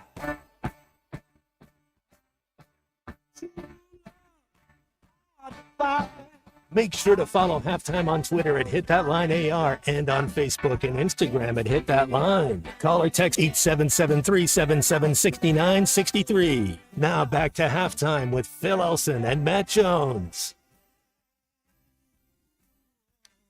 Head to the hotline. Alyssa Orange is with us here today. Always appreciate your time, Alyssa, of course, from Pig Thank Trail you. Nation. What's going on today, AO? So I'm going to ask you. I'm about to hit this putt. Do I make it? Yes or no? Absolutely, What of do you course, 100%. Do I make it here? Let's see. Wow, this is tense. Do we have to I don't. whisper for I don't. this? I didn't make. I didn't make it. No, it's okay. I didn't make it. I'll It's take fine. the blame We'll for see it. if Mike. We'll see if Mike Irwin makes his. It's an obvious broadcaster jinx, Alyssa. I'll apologize for that. Mike made his, so it's good. Mike and I are playing a scramble together against Saul straight up to see who wins.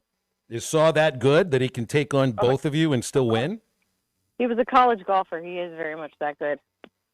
See, here's what you got to do. You got to put Clay Henry with you and Mike with Saw. Because you get college golfers together on each side. Either that or you make it a couple against the old guys. Does that work? There you go. I think so. Okay. I think so. I think Grant Hall might be making his way out here. We should do that. So, Alyssa, I'm going to give you an Who do you option with? here. Which one you want to speak about? You want to talk about Arkansas or you want to talk about Florida State? Woo! All right. Well, you might as well ask me about Florida State because I know you want to. Why are they so bad? Yeah, that's a great question. One, I think that they, you pick a QB out of the transfer portal, and it's just not working. And unfortunately, you took a really expensive gamble on that, and it's just not working out. On top of that, I just don't think this offensive line is as good as it should be. I don't think this defensive line is as good as it's supposed to be, though I can't really fault the defense for the loss against Memphis because they played really well, but when your offense can't move the ball and your quarterback can't throw it, but maybe 10 yards down the field, maybe, it's a struggle. But they've got to figure it out. I'm not going to put this all on DJU because I also think, too, his wide receivers are not doing a very good job of getting open and getting any kind of separation, but it just does not look like a football team at all. And I don't really know where Mike Norvell goes from here. I'm glad I don't have that task. But they might win 5 games, so they might win 5 games. Couldn't have been a And that'd better be ending to a nice. press conference either, Matt. I don't know if you saw this when he's speaking about their loss to Memphis, and in his last statement, the fire alarm is going off right behind him, as loud as could be. The only thing they were missing was a dumpster where the fire was going on. It really was just perfect. Yeah, it's a sad series of events, but that's okay. That's okay. Well, before we ask you about Arkansas football, does Tua? I know you're a Dolphins fan, and we kind of does he play again? Like I told, well, Phil and I talked a little bit about it yesterday. I think he should retire and never play again. But it's his option. What do you think? It breaks my heart, but I think you're absolutely right. I think at the end of the day, he's a husband, he's a dad, and he needs to be able to be coherent at the age of 50. And as much as I would love for him, because he's such a good dude, and I think that he's a great face for the program, but for the franchise, you just can't risk that. And the hit that he got hit on wasn't even that bad. It was just routine. And you just cannot sacrifice that kind of stuff. As much as that breaks my heart, I think that Tua just needs to go take the retirement. Someone is going to hire him as an analyst, or they can bring him on in the front office in Miami and do something there. I just don't think he needs to play football again. I really don't. Man, that's tough. Yeah. Yeah. That's really It's tough. been a hard week though, for he the can be football around world it. for me. Yeah. All right, now let's talk Arkansas. Do you think they were holding back a little bit against UAB, Was it a matter of attention to details and a matter of focusing maybe on next week or not taking an opponent seriously? Was it T. Will's, kid being born and he had to be away from practice a little bit, or was it just kind of all these things rolled into one that just made it look like they just came out so flat against a team that they played much better than later on? I know. I'm really not buying the whole T. Will was out of practice, so we didn't know where we were supposed to be kind of excuses, to be quite frank with you. These are veteran defensive guys, and so for your defensive coordinator to be out X amount of days, and that's the excuse, I just don't buy it. I mean, I understand that they had some guys injured, and they were in green jerseys throughout practice, and that threw off the physicality of practice. I understand all of those things. But quite frankly, when you kind of look back, and I think hindsight's 20/20, you ask yourself, how prepped were they? How ready were they to play this game? How much did they actually take UAB seriously? And I just don't know if they did, to be quite honest with you. There was so much that went into Oklahoma State and that game that I just don't know actually what went into UAB prep. And they can sit here and say it was about us, not about them. Well, you clearly didn't know anything about them.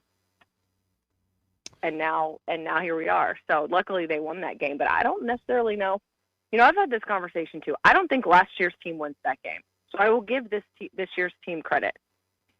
Yeah, they did. They found a way to win, and I got to give a shout out to the kicker. We were kind of I wasn't, but people, the fans, kind of down on him the last week and whatever. And then what was he, 3 of 4 in this game? He was. Yep, 75%, which was good to see. Right, it was really good to see that. I think he needed that. Mm-hmm. And Sam Pittman even said, I called him out after the game when it was over.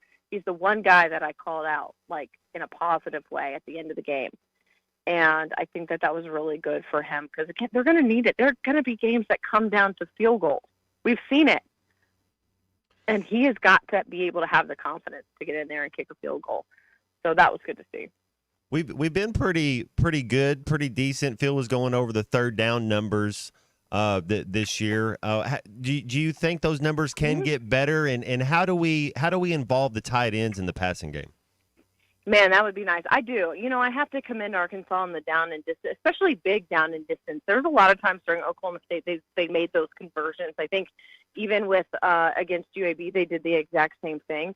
But when you look at the stat sheet, Taylon Green was still 11 for 26, and 13 of those passes went to Andrew Armstrong. The other 13 was only caught 3 other times by anyone else who got a football. I mean, Tyrone Broden had 6 targets. He didn't catch any. I don't think Luke has had a target at all. C.J. Brown had that one as he was running to the sideline that hit him in the chest and dropped, which you hate to see. And so these wide receivers, too, kind of have to step it up and help Taylon because it cannot be just Taylon Green and Andrew Armstrong. And you have got to get Luke Has involved. I don't know why T.J. Washington's not on the field more often either. But first and foremost, get Luke Has the football.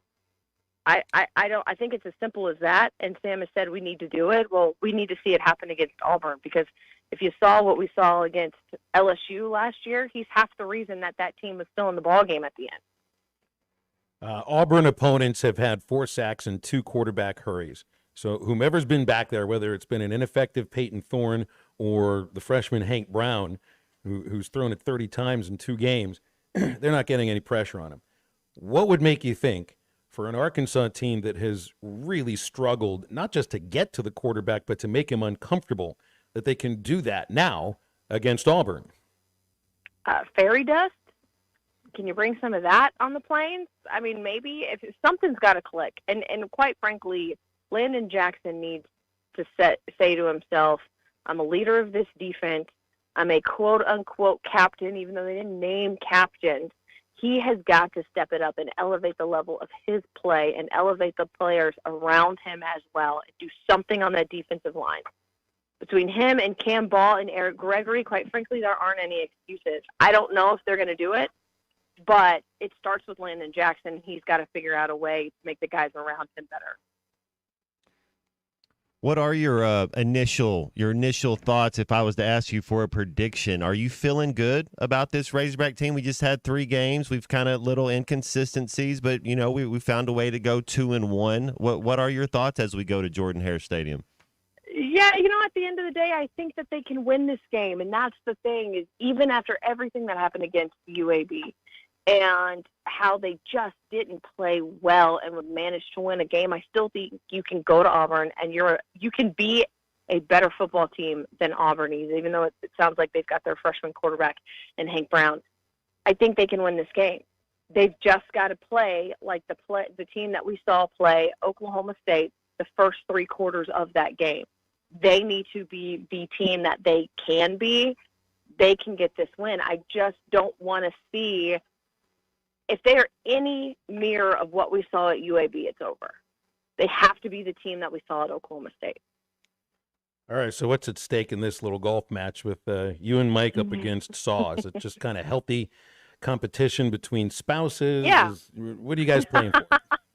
Oh, I'm sure Saul will have something up his sleeve, but really just friendly wager. Mike and I played the first 9 by ourselves, and then he met us at the turn, and we said, okay, well, we'll play a scramble and see if we can beat you. I think he gave us a couple strokes, too, so we'll see.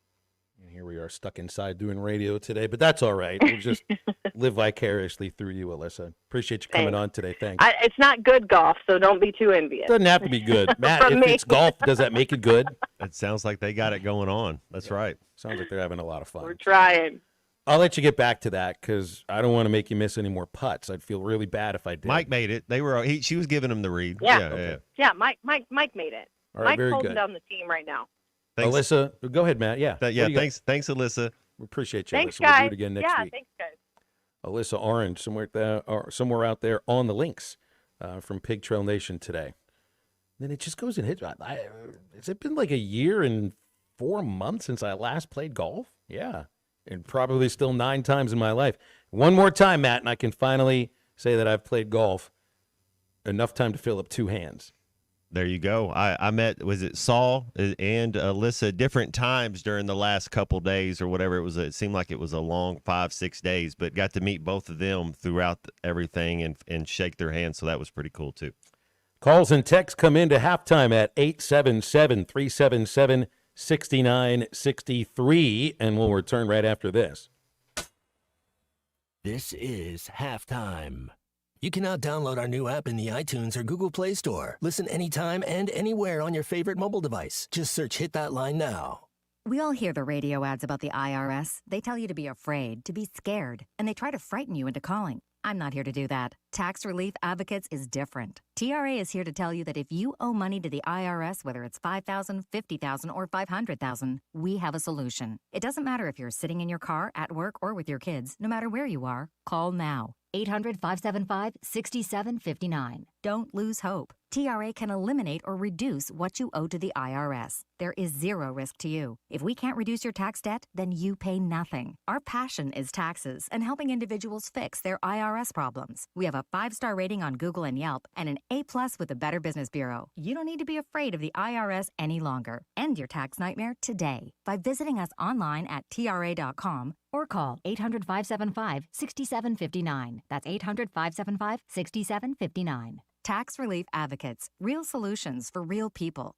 This is Halftime. Did you know that almost 80% of all advertising is spent on digital? This is Dale Daniels, Digital Sales Manager for ESPN Arkansas. And due to the growth in digital advertising, we have the opportunity for the right person to join our team. Digital and radio advertising go hand in hand, and we're looking for someone to help businesses grow with this powerful combination. If you have experience in broadcast and digital marketing or business development, we want to hear from you. Email your resume to sales@hitthatline.com. Pearson Broadcasting is an equal opportunity employer. Did your 6 weeks with your kids this summer fly by? Is your ex on another tropical vacation while you're working 2 jobs to pay your child support? I'm Jackie Mock with Mock Legal Solutions. Arkansas law on custody and child support has changed, and those changes could benefit you. So stop scrolling through her vacation pictures and protect your rights today. Call me at 479-769-1505. Mock Legal Solutions, real advice, reasonable price. Your Honor, my son deserves this kid. This is Daryl Johnston with Hashtag Managed IT Services. We are excited to now be part of AAA Business Systems. Hashtag will continue to handle every IT need your business will have, and now, as part of AAA Business Systems, we can handle all of your document printing and storage solutions. Together, we have the expertise to meet all of your office technology needs. Find us online at aaabm.com or call us at 471-1771. Hanging out at one of my favorite places, Road Chevrolet, 2800 Alma Highway in Van Buren. Grant Neal is here, and Grant, I wanted to tell you, I'm not sure if you know or not, but my wife brought her vehicle in, her SUV, for service the other day, and she gets a video, and they're going over her brake pads, her tire depth, her air filter, all this stuff. As she gets the video, gets to see exactly what they're doing with the vehicle. It's great. Yeah, well, I'm glad you enjoyed it. That's something that we've been working on.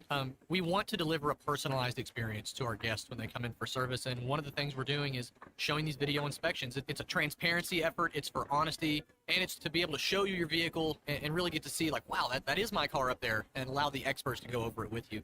So I'm glad you enjoyed that. We're proud of that. You've got tires, too. Absolutely. We pride ourselves at being a big tire retailer. We work with a local tire retailer and the GM Tire Network to make sure that we have all the best brands at any price point for all the vehicles that we have. Road Chevrolet, 2800 Alma Highway in Van Buren. Prices you'll love, people you can trust. The Solid Rock has been locally owned for over 46 years. When was the last time you were there? So much more than a bookstore. They have Christian t-shirts, church supplies, Bible studies, devotionals, home decor, gifts, and of course, a large selection of Bibles. And Bibles are engraved free of charge while you wait. Now, you can get custom laser engraving on select gift items and some Bibles. Located next to Sam's Club on South 74th, the Solid Rock is your source for faith-based books, music, clothing, and more. The Solid Rock, 452-4844. Your home for every Razorback football, basketball, and baseball game. ESPN 95.3.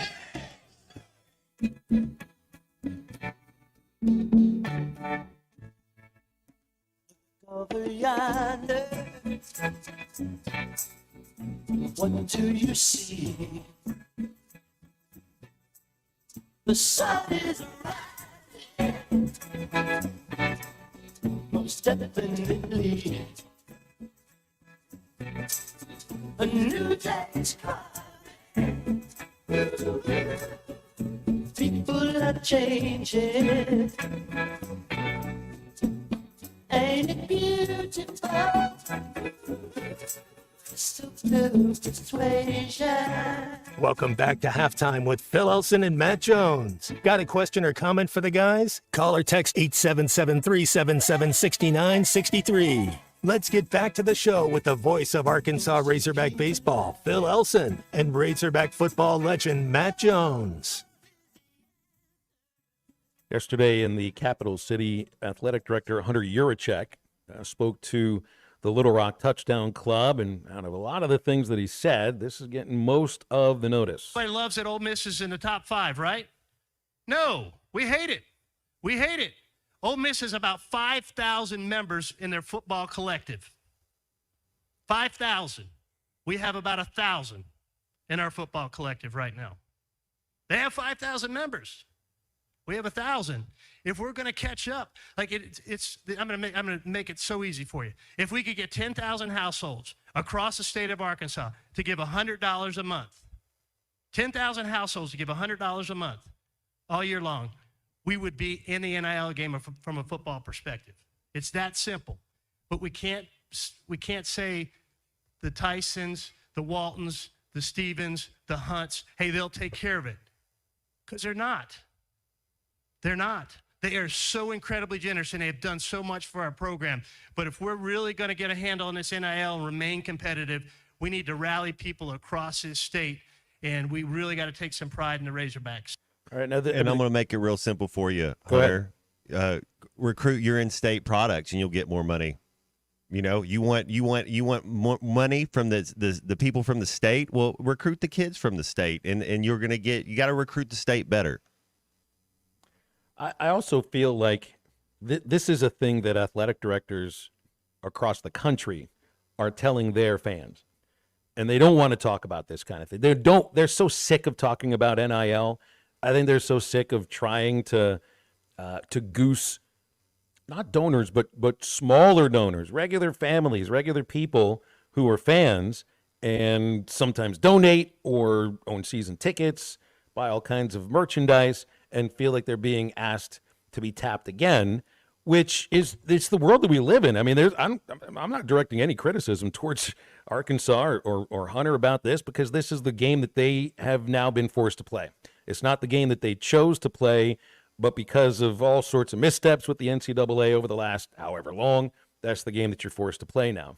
And look, I mean, they didn't get NIL right the first time. That's why we had this change into Arkansas Edge. I think that was, December?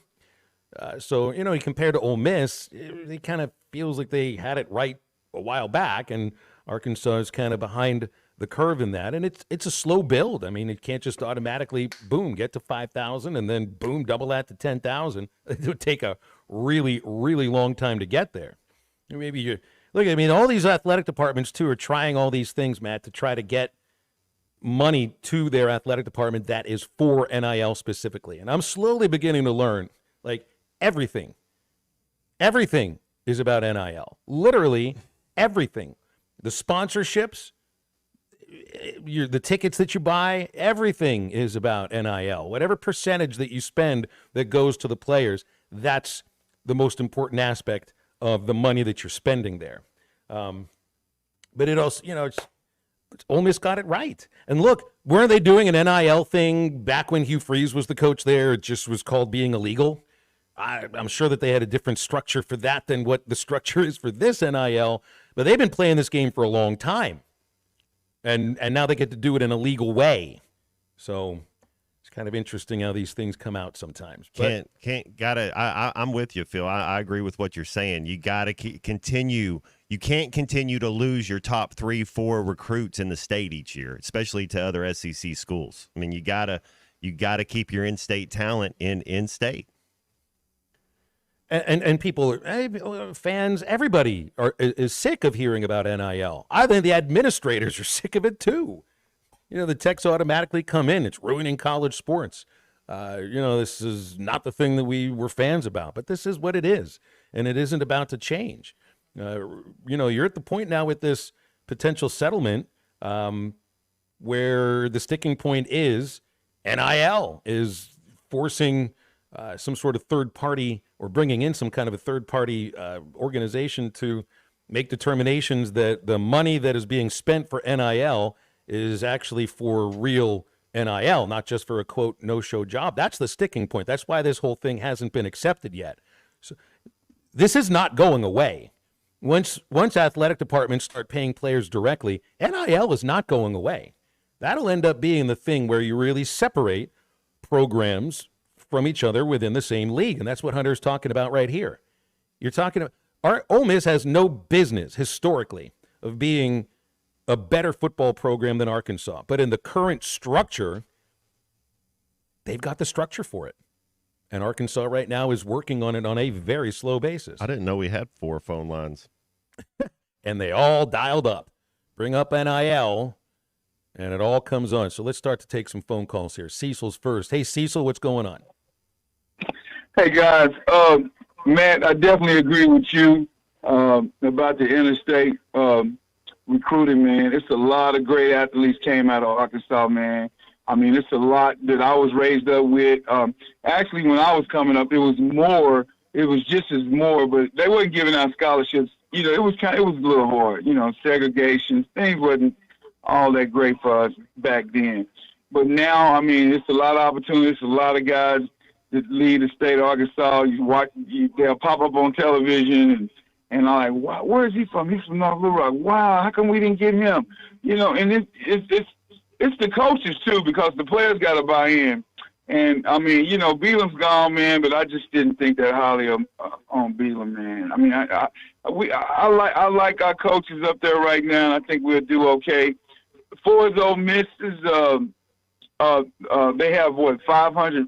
What was it? They had more than us. They got 5,000. If you're just going on the numbers that Hunter said, they got 4,000 more.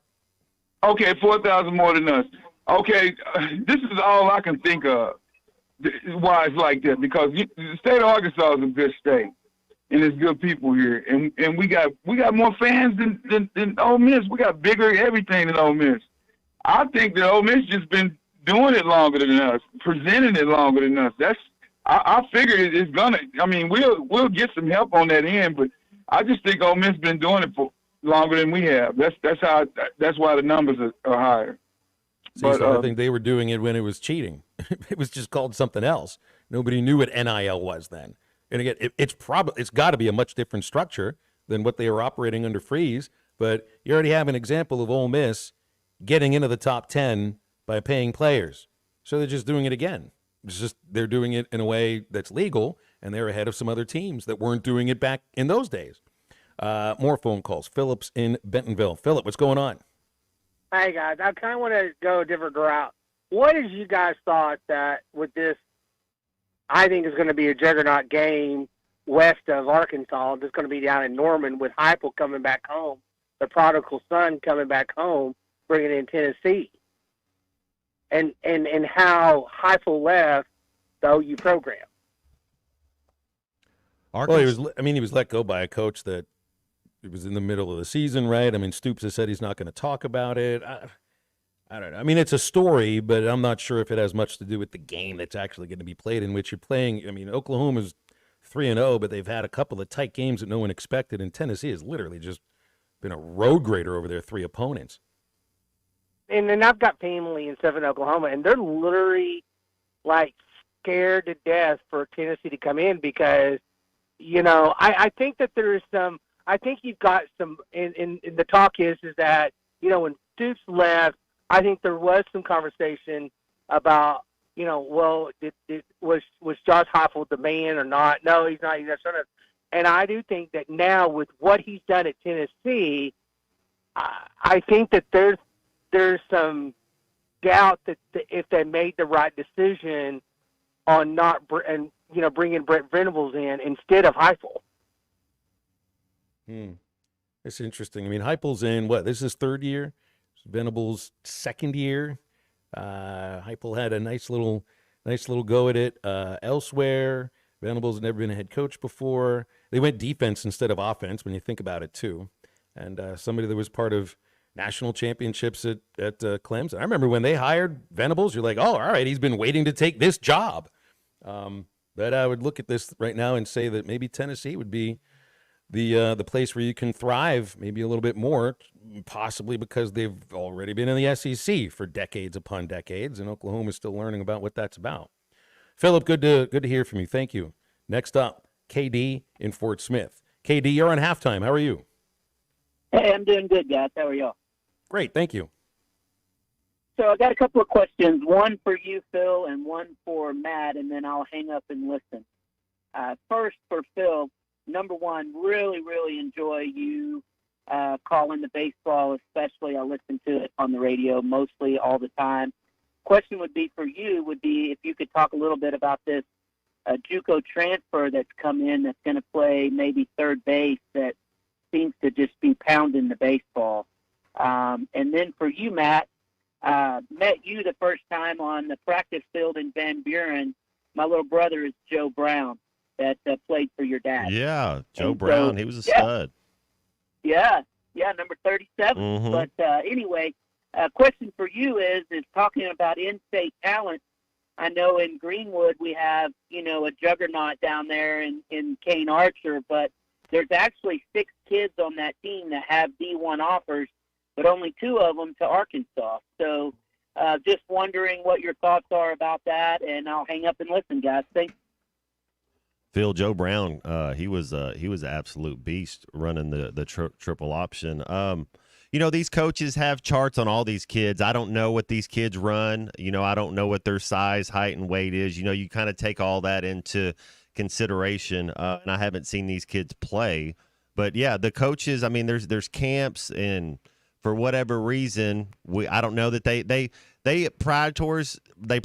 prioritize certain guys over certain guys. They evaluate talent the way they do it, and they go out there. And I don't know, Phil, it kind of seems like maybe they're not signing 25 high school kids anymore. They're only signing, about 12 because you're signing so many in the portal?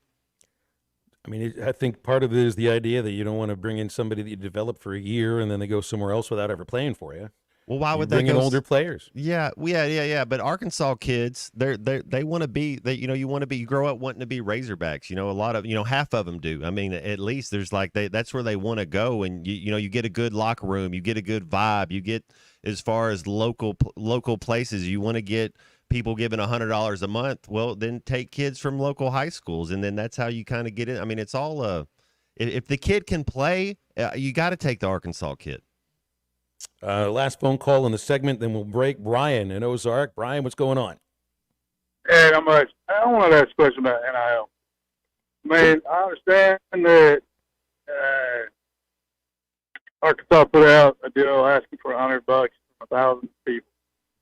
But, I mean, is that just because, like, Arkansas is a smaller school than most? Like, they don't do that in Texas.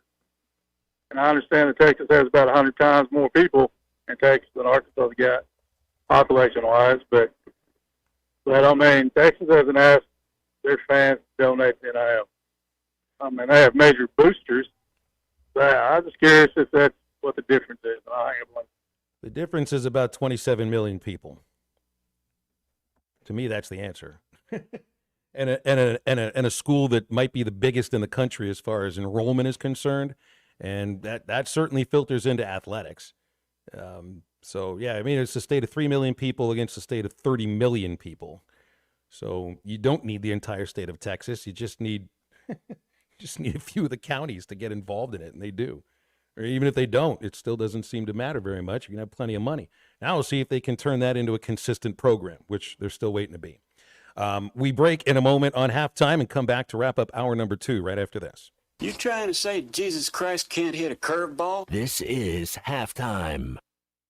The Wave Rural Connect Shoal Creek Zone is open. Fast fiber internet, TV, and home phone available. This covers Midway, New Blaine, Scranton, Delaware, and other areas. Even if this isn't your zone, check your address. We might be available for you. Get your whole home solution. Internet, TV, and phone from a local provider. Go to signup.waveruralconnect.com or call 1-833-492-8372. Arkansas Valley Electric and Wave Rural Connect, changing the communities we serve.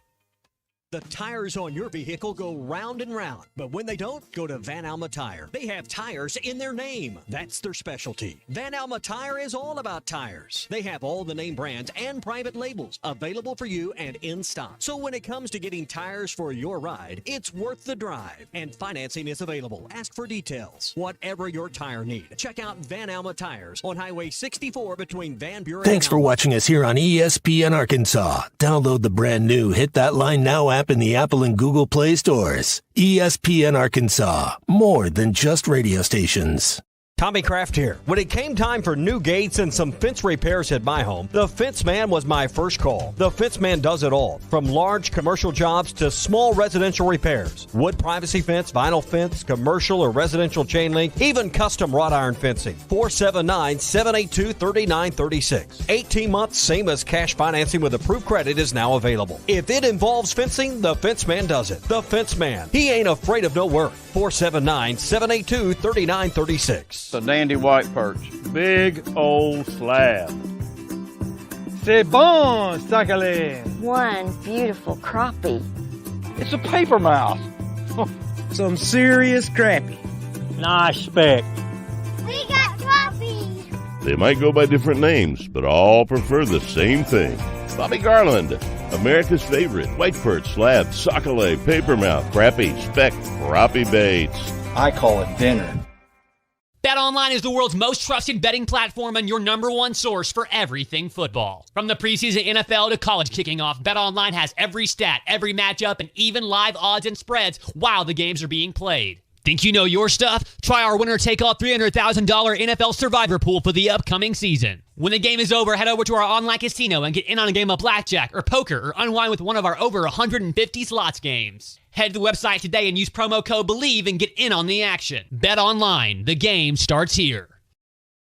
Hey, ESPN 96.3 and hitthatline.com. Have you been to Swark Liquor? Trey Gentry and his team have a phenomenal spot. It's the first liquor stop in Arkansas for our Dallas and Texas fans traveling up to the hill. So if you're heading to Fayetteville, the lake, a cabin weekend, hunting, fishing, or any other activity you need your favorite drink, stop by Swark Liquor. And check out their apparel too. You'll want to wear it. Swark Liquor, 864 East Collin Ray Drive into Queen, Arkansas. Swark Liquor, we promise to keep them cold for you.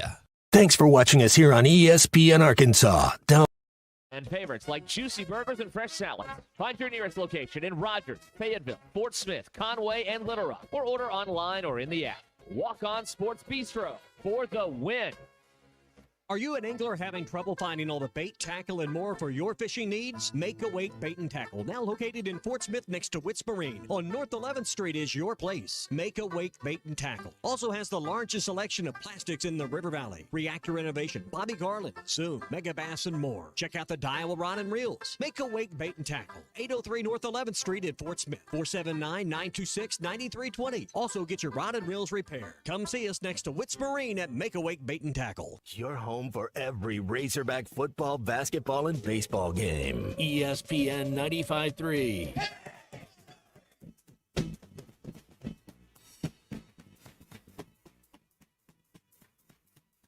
Come on, come on, come on, come on now. Hey, babe. You see that I am not afraid. What was that promise that you made? Why won't you tell me what you said? What was that promise that you made? Now I'm gonna love you till the heavens of the rain. I'm gonna love you till the stars fall from the sky. For you and I. Welcome back into Halftime Live from the Crabtree RV Studios. Crabtree RV Center in Alma, where we make your dreams come true. To make sure that I fulfill the request of one of the callers recently, I'd forgotten to give him a little bit of an update on Brent Iredale, who is probably going to be Arkansas's third baseman for the 2025 season, coming in from New Mexico Junior College, where he had just numbers that you can't even imagine anybody would hit 25 home runs with 22 doubles and a 441 batting average, even if it's junior college ball. I did get a look at him on Friday at the team scrimmage. He is tall. He's got really long legs. He gets to a lot of balls at third base. If he gets to it at third base, he's going to scoop it up. And he hits the ball with authority. This is a difference maker. This is absolutely a difference maker, and I don't think there's going to be much competition for third base because I think it's his job. I see competition at second base. I see a lot of competition at first base. I see left field, center field, not third base. Iredale is a dude. In fact, I'm surprised he didn't get drafted based upon just the little bit that I saw of him. I think the coaches are surprised he didn't get drafted too. Must mean he was asking for a lot of money. Must mean that because he's got that kind of body, he's got that kind of power, and he plays an incredibly important position really well. He is the kind of guy that could be drafted early this next year, and he is the kind of guy that could be, very well might be, batting third or fourth in Arkansas's lineup in 2025. So, yeah, that's Brett Iredale. I think you're really going to like what you saw. Again, I saw it for I don't know how many innings they played on Friday, 5, 6, 7 innings. So I saw him take, I think it was 3 at-bats. There is a lot to like there. But he's not just somebody who can hit. He won't be a DH, probably not once, because it really seems like he's a vacuum cleaner at third base. So that was exciting to see him. When I saw him in the recruiting class for the portal, I thought there's no way they're going to keep this guy. There's absolutely no way. Because he was the best hitter in junior college ball overall when you put power and average and all those other things together. But he made it to campus. He's going to be huge. We go into hour number 3 of halftime. 877-377-6963 when you want to get with us. And talking with Bill King from Nashville Sports Radio in about 20 minutes. And we return right after this break.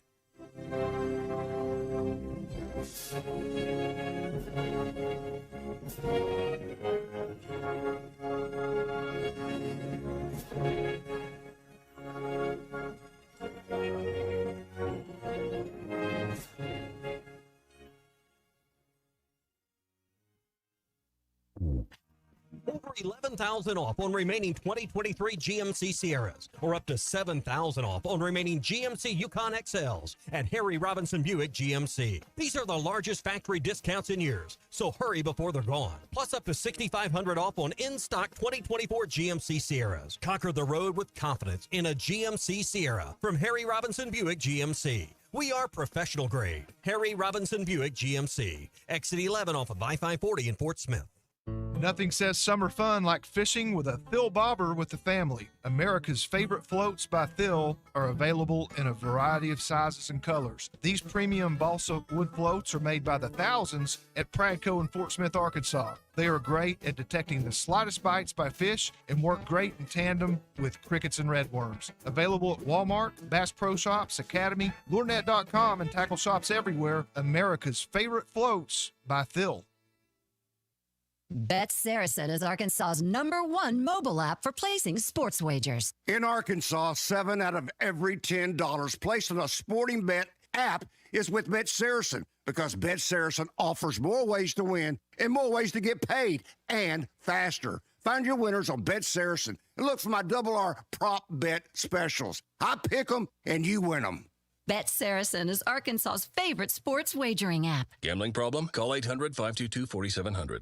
Are you interested in saving money on your heating bills and upgrading your home's energy efficiency? Now's the time. Installing or upgrading to natural gas allows you to take advantage of high-efficiency appliances that save energy and money. From furnaces to water heaters to gas dryers and fireplaces, there's a natural gas option to fit your home and your budget. What's not to love about that? Don't wait. Call AOG today at 800-842-5690 or visit AOGC.com to learn more. AOG, energy for life. What's new at Wheeler Power Sports? Short answer, a lot. All new Kawasaki Ninja 500, Z500, Eliminators, and Mule Pro Diesels. New Kawasaki Ridge side-by-side is now arriving. New Polaris Expeditions and Ranger XD 1500s. New Suzuki GSX 8R. New 2024 model Polaris Slingshots, including the Roush Edition, are now in stock. Check us out online at WheelerPowersports.com or stop by and see us at downtown Fort Smith at 901 North 11th Street. Wheeler Power Sports, keeping the good times rolling since 1967. ESPN Arkansas weather. For today, partly to mostly sunny sky. Our high temperatures this afternoon will be right around the middle 80s. Tonight, mainly clear and overnight low in the low to mid 60s. Wednesday, we will return to sunshine, our high in the mid to upper 80s. And then Thursday, back to blue sky and sunshine, our high on Thursday, upper 80s to low 90s. I'm Sally Russell with your forecast on ESPN Arkansas. The weather is brought to you by Forest Grant Incorporated, committed to setting the standard of excellence since 1936. KERX Paris Fort Smith. This is Halftime, coming at you from the Crabtree RV Studios on ESPN 95.3. Coming to you live from the Crabtree RV Center Studios. Broadcasting on ESPN Arkansas and streaming on hitthatline.com. We got a good one tonight. You got a team in here that's the perspective.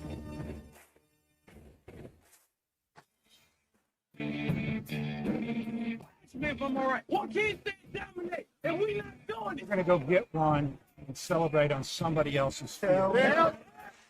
Take it to the house. Both said you had very motivational words at halftime. It's Halftime with Phil Olson and Matt Jones. From the bottom of my toes to the top of my head. Let's go, man. I have zero respect for saying no moth at halftime. For one Razorback. And vintage Matt Jones. 1, 2, 3. Here we go. Right now, let's take the field. Call or text 877-377-6963. Now, here's Phil Olson and Matt Jones.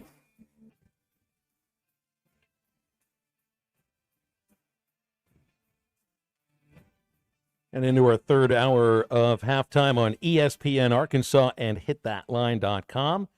Phil Elson, Matt Jones, Christian, it is Colton Little now on our in our studio producing. C45 will be with us for the final hour. Bill King with us in about 15 minutes for a kick around what's going on around college football. So you saw Ole Miss, Matt, destroyed Wake Forest the other day, 40-6. A week before that game, Wake Forest athletic director John Curry canceled their game for next year, the return game. I think they had to pay $750,000. Some folks thought they had to pay $1 million to get out of it. $750,000 is what Wake Forest is paying to get out of. I guess what they expected was going to be a pretty nasty embarrassment in Oxford for next year.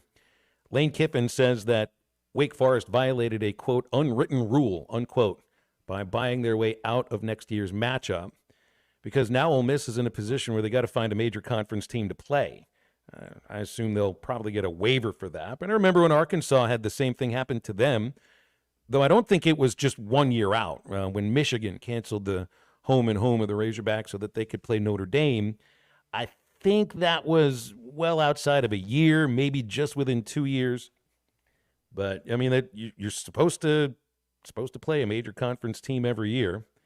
And I guess Ole Miss is going to be looking for one now. If you're Wake Forest, though, you knew it was going to happen next year, because 40-6 in their own stadium might have been a little bit worse the year after that. Is Wake Forest, because I mean the Demon Deacons they're a smart school. I don't know if it's a private school or not, but are they equivalent to Vanderbilt? Like, are they just like size of the school, kind of like the Northwestern of there the you go. ACC. There you go. Thing is, though, is every once in a while, though, it has been a minute. Northwestern has risen up and had themselves like a good 5-year, 6-year stretch. Won a couple of Big Ten championships, I think, in my lifetime. 96 Rose Bowl, man. That's where the Wildcat people, where the Wildcat, David Lee was great at coaching the Wildcat, but the Wildcat was invented Northwestern Wildcats. That's that read option off your outside five technique or DN. And Wake Forest does the same thing. I mean, they've risen up and surprised the rest of the ACC a couple of times. Vanderbilt I don't remember them ever doing that, where they've actually won the league. Not you probably have to go back a long, Didn't Jimmy time Franklin, if it ever happened. I thought Franklin won maybe 10 games back-to-back years there or something, but yeah, I don't think they won the Never a won the division league. champion. Yeah. That's like Wake has been able to do that, but it's just, you imagine like an athletic director's mindset. It's a week before they play him. He knows the matchups. Not like he's like studying depth charts and everything, but he knows what team is ahead of the other. And you make a phone call to Ole Miss. And you're like, you know what? That game is scheduled. Remember that contract we signed, which, by the way, was signed by different athletic directors, I think. Remember that contract that we both inherited? Yeah, we're not doing that next year. Here's $750,000 because I know we have absolutely no shot in this game. So, unwritten rule violation. Those are, I guess, unwritten rules of scheduling. You got unwritten rules in sports, clubhouse unwritten rules, on the field unwritten rules. Now there's scheduling unwritten rules. I didn't never realize that. And maybe Ole Miss that's what the money they'll have to use to pay for a team to come into Oxford. About right. Yeah, it's about right. I just wonder, isn't everybody about scheduled out by now for next year and the year after that? Oh, tough timing. Absolutely tough. Well, I know we feel really, really bad for the Ole Miss Rebels. It was a pour one out for them. Pour one really long one out for them. Yeah, let's see here. Some other stuff I was going to hit on. So Georgia schools are now able to pay high school players for NIL. How do you think about that? It's universities. Sorry, universities and athletic departments able to pay, from what I'm gathering from this. Virginia's passed one. Virginia Tech and Virginia are allowed to make sure they continue to pay. We got a text about this earlier, about this Saracen versus Oaklawn thing. We're wondering if there's any movement towards that for NIL purposes for Arkansas, and honestly, I don't think anything's going to come from that for a good long while. The two sides have dug in, and if you expect competitors to compete for something that they view might be for the good of the state, I got another thing coming for you about that. That's all I can say. I wouldn't expect much movement forward until maybe there's somebody with some political power, executive power to get in on this and twisting arm or so, and there's always personal relationships involved with those. Back to this Auburn matchup, Matt. This Auburn game is about as important of a game as they've ever had under Sam Pittman, because it's only the first SEC game, but it's kind of, to me, it's kind of going to decide the way that you're going into the A&M game, and these two games are the most important of the season. Tennessee, LSU coming after that with a bye week in between, winnable game against Mississippi State after that.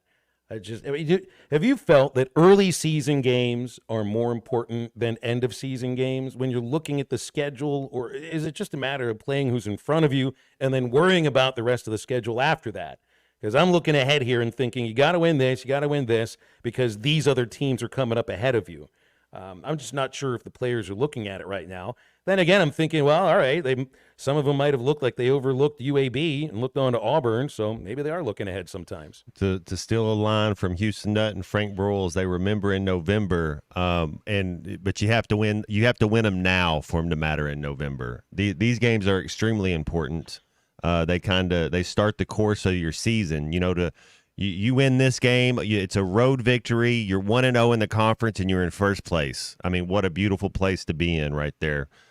So yeah, it's extremely extreme. And you know what'd you say the score was last year on your home turf? 48-10. I mean, come on, that's a butt whooping right there. It wasn't even a really good Auburn team either. That's scary. That was a Peyton Thorne led team.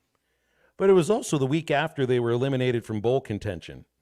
And that was, I guess that was the ultimate goal, was, getting to a bowl game. And when that didn't occur, the proverbial rope was dropped. It's a much different situation here. I wonder if last year's Arkansas team would have played Auburn the fourth week, if it would have been just a little bit different. Because by then you got some belief that maybe you're going to, have the kind of season you're hoping for. By the time they played them in mid-November last year, it was pretty obvious that wasn't about to happen. But that's part of what we're hitting on here with this Auburn series. It's so different from the A&M series in terms of you haven't been in a lot of these games. Just haven't been in a lot of these games, while the A&M game just has a feeling of we're cursed in this building. Something always happens, whether a field goal attempt misses because it went over a crossbar, and it would have hit the crossbar if it was college because it was an NFL field goal stanchion. It went over it, and you couldn't see, and they couldn't tell, and it was a missed field goal instead of a made field goal. If it was, KJ jumping at the goal line and everything that came from that, there's just out of these 11 losses in the last 12 games, there's 4 or 5, maybe even 6. You look at it, so they should have won these games. You don't say that about Auburn. Auburn has beaten Arkansas and rubbed their face in it more often than not over these last 11 years. So it's I figure it's Freeze's second year at Auburn. It's Pittman's 5th year at Arkansas. But these Auburn fans are so used to beating the snot out of the Razorbacks when they play them that they're kind of expecting for it to happen. I don't think this is a team that is going to get rolled by Auburn. In fact, I'd expect them to go out and play the kind of half they played to open against Oklahoma State, when everybody was like, whoa, who are these guys? Who dressed the Razorbacks today? Started to make bowl plans for Florida on New Year's Day. Heck, some of you people may have been thinking about making plans. Who knows? And then the second half happened, and you're thinking, well, maybe I need to watch the whole game from now on. I think they'll come out and play a really good first half, Matt. I figure they got to be motivated. They got to be motivated based on the conversations that we're all having this week. What do you think the conversations are like in practice this week? Well, I think the conversations are, hey, we were down. We weren't ready on our game the first quarter, second quarter, but what we did was we came together as a team and made plays and have that belief, and we were able to come back and win that game. Because you just lost a heartbreaker to Oklahoma State. I think college kids are a little up and down, and that's just the nature of being 21, 22 years old. But they came back together and found a way to win. Field goal kicker doing 3 of 4. So I think the conversations are a little more positive in the locker room maybe than what it is out in the media. Let's see if we got a phone call here. They're on hold. I don't know who the name is, so we'll wait on the producer to get to that and figure it out. Want to remind you about football season at Joe's Grill and Cantina.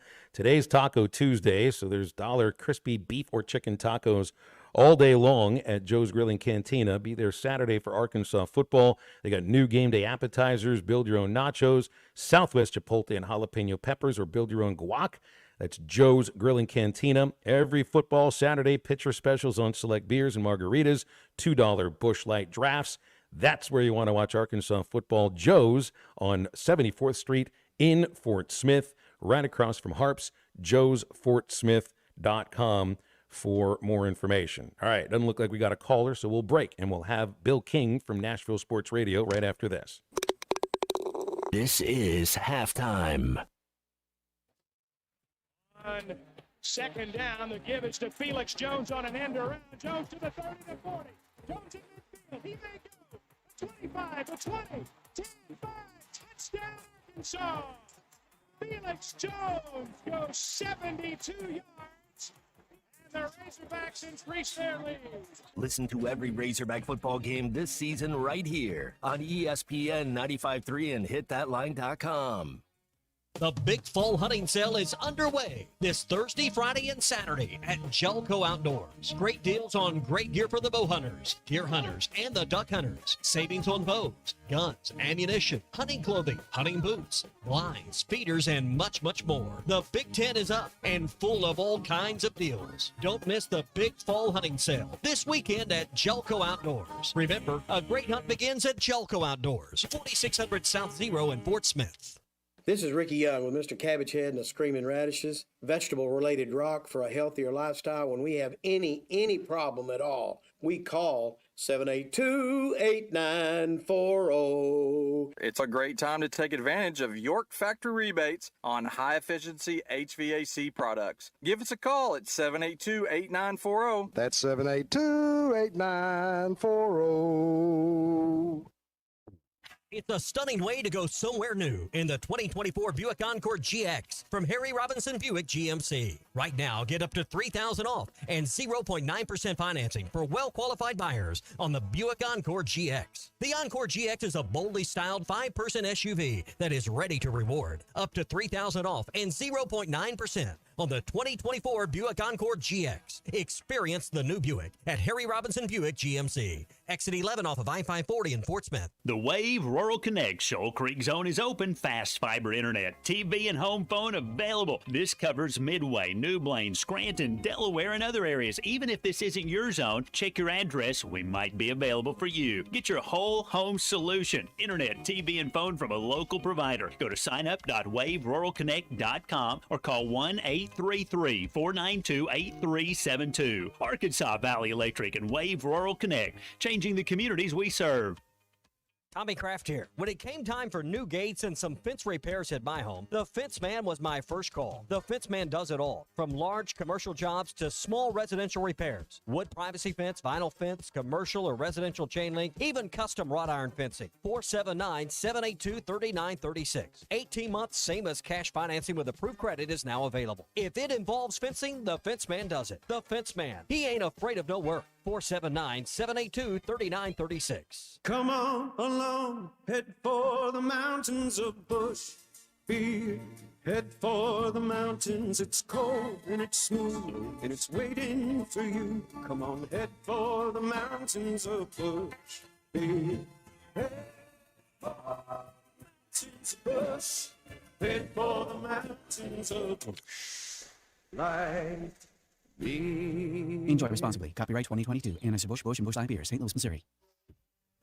The people have voted, and Evans Body Shop has been recognized. Voted best in the River Valley this year and 5 years running best of the best independent body shop. We are so grateful for the support of our community. EBS has hundreds of 5-star reviews and countless satisfied customers. We invite you to experience a customer service level that sets our shop apart from the others. Call or come by today to see why we say Evans Body Shop, where we meet the nicest people by accident. Your home for every Razorback football, basketball, and baseball game. ESPN 95.3.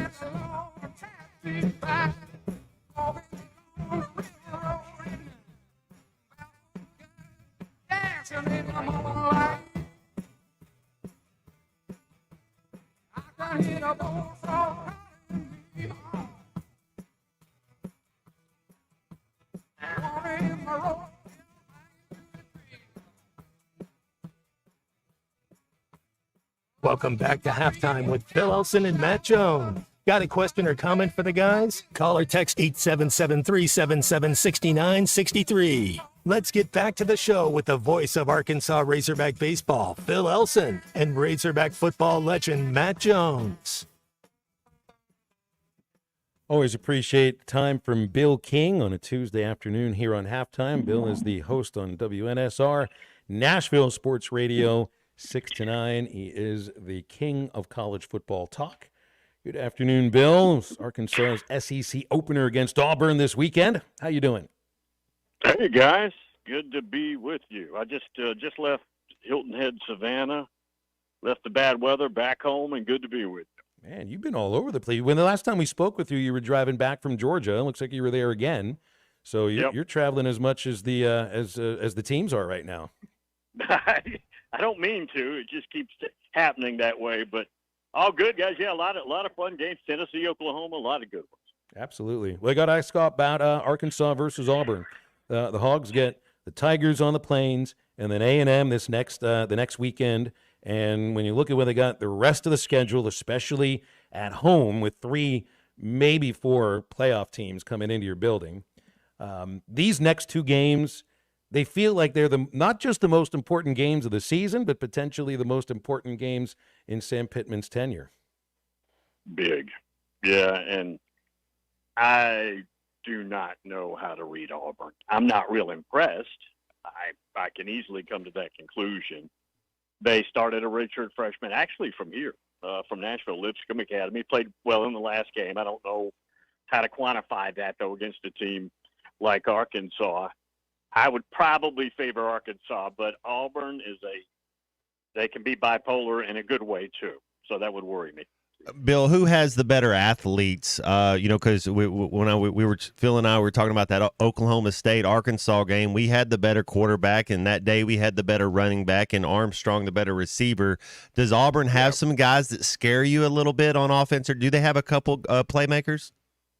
Their best playmakers is kind of like Alabama's with Brian Williams at wide receiver. They've got young receivers. They don't have anything that stands out. No, not. You throw them in this league that they've been in forever, and they don't have standout athletes in green grass offensively right now. Now, I'm not saying they don't have playmakers occasionally, but not something that's going to remind you of the upper echelon of the league when you're talking about what Alabama trots out, Ole Miss, Tennessee, Georgia to a certain extent, even though Georgia's a little down with playmakers by their standards right now, but nothing like that. What did you make of Kentucky and Georgia? Is this just like Kentucky was embarrassed by South Carolina, so they rose up. They played a great defensive game. What did you think about Stoops punting that late on 4th? I understand it was 4th and 8, but still, that was like the last chance to hold on to the football. But I did not think you'd see just a 1-point win for Georgia. It's, first of all, lesson number 1,000 on do not pay attention to the transitive property, right? I mean, our entire life we know this, but we still think about it in the transitive property way.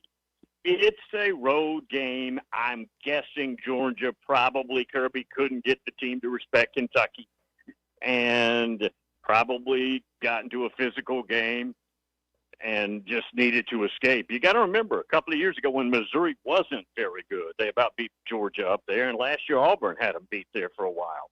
That can happen in this league. Well, something that I did not think was going to happen was the California Bears starting off 3-0 and the FSU Seminoles 0-3. What's the chances here that California gets out of there 4-0, Florida State falls to 0-4? Is there anything? Can they ride the ship? Anything be salvaged there at Florida State this year? I think it's possible Cal beats them. No, I think Florida State sees it through. Now, Dublin, Ireland, you're 0-1. You're still alive for anything you want. Maybe that was a fluke, but it's not a fluke. They're not real good at quarterback, but that's not – it's the quarterback. But they've got problems everywhere. Mm-hmm. They're not winning the line of scrimmage. They lost some key receivers who are gone to the NFL. They did not replace them. They lost a bunch on the defensive line to the NFL, and they did not replace them. And they're hurting everywhere. There are not many areas on that team right now that you can say, wow, that's Florida State from the good old days. They're devoid of talent right now. And frankly, guys, I'll say shockingly, I did not see this level of downturn coming. Devoid of talent and Florida State are not supposed to go together. No. It's amazing. It's amazing. Also, all right, so I got to ask about Napier and Florida. Do you think he's gone after this game with Mississippi State no matter what? Because they don't play the week after that. And I would think that if you're looking to make an early season change, it might be a week you don't have a game. It's possible. Now, what is 100% for sure is he's not going to survive. This is not going to end well. I thought it before the season started. I thought it late last year. But the timing, there's all kinds of ways. Can you really target anybody right now? I mean, you're obviously not going to go get a coach in season, but can you actually start negotiations, your agent behind the scene with somebody? I guess you could. And maybe they're already doing that, for all we know. But I think it's unclear. Let's say in Mississippi State is a god-awful football team. Let's say you get embarrassed by them. I think that increases the chances. What if you go in there and you play well and you pull out a win, albeit not a very good team? I don't think they run it at the moment. Does the portal open if a coach gets fired? Do you get 30 days right away, even if it's during the season? I don't think so during the season. I mean, that would you may not field a team.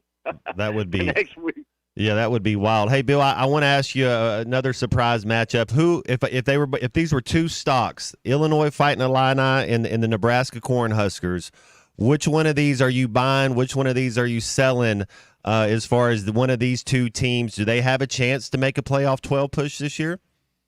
I would get a starter position in Nebraska. I wouldn't load up too much, but I do like Coach Rule.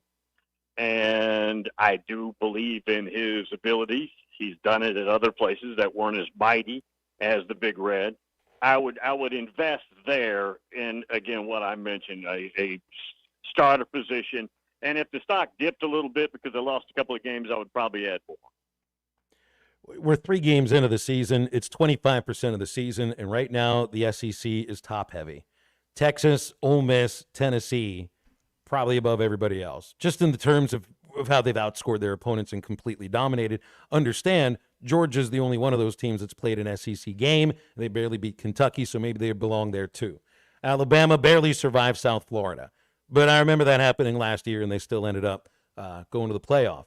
Mizzou looks good. Oklahoma's got a couple of tight ones. But is the SEC kind of playing out so far the way you expect? Because it is top-heavy right now. It's even deeper at the top than I thought. Tennessee's better than I thought. Tennessee is wicked on the lines of scrimmage. We've talked about the quarterback, and they can't be any worse in the secondary. They actually played well. Now we can question who they've actually played. But I tell you guys, very top-heavy, correct. And if we had to go to the ultimate neutral site that the show adopted many years ago, Council Bluffs, and you're a baseball guy, so let's say a 14U type college football tournament, baseball, but we just played it off in Council Bluffs, I'd probably bet on Alabama. I think Alabama right now is the best team in the country. And I don't care what happened in the USF game. Irrelevant to me. They have remarkable playmakers. That Ryan Williams kid who's 17 is the best receiver they've had there probably since Smitty. It's been a while, and he's just a child right now. He and Jeremiah Smith up at Ohio State, Ryan Wingo at Texas, are superstar wide receivers, true freshmen. They're better at running back Alabama. They're much more physical on both lines of scrimmage. I think they're a huge threat.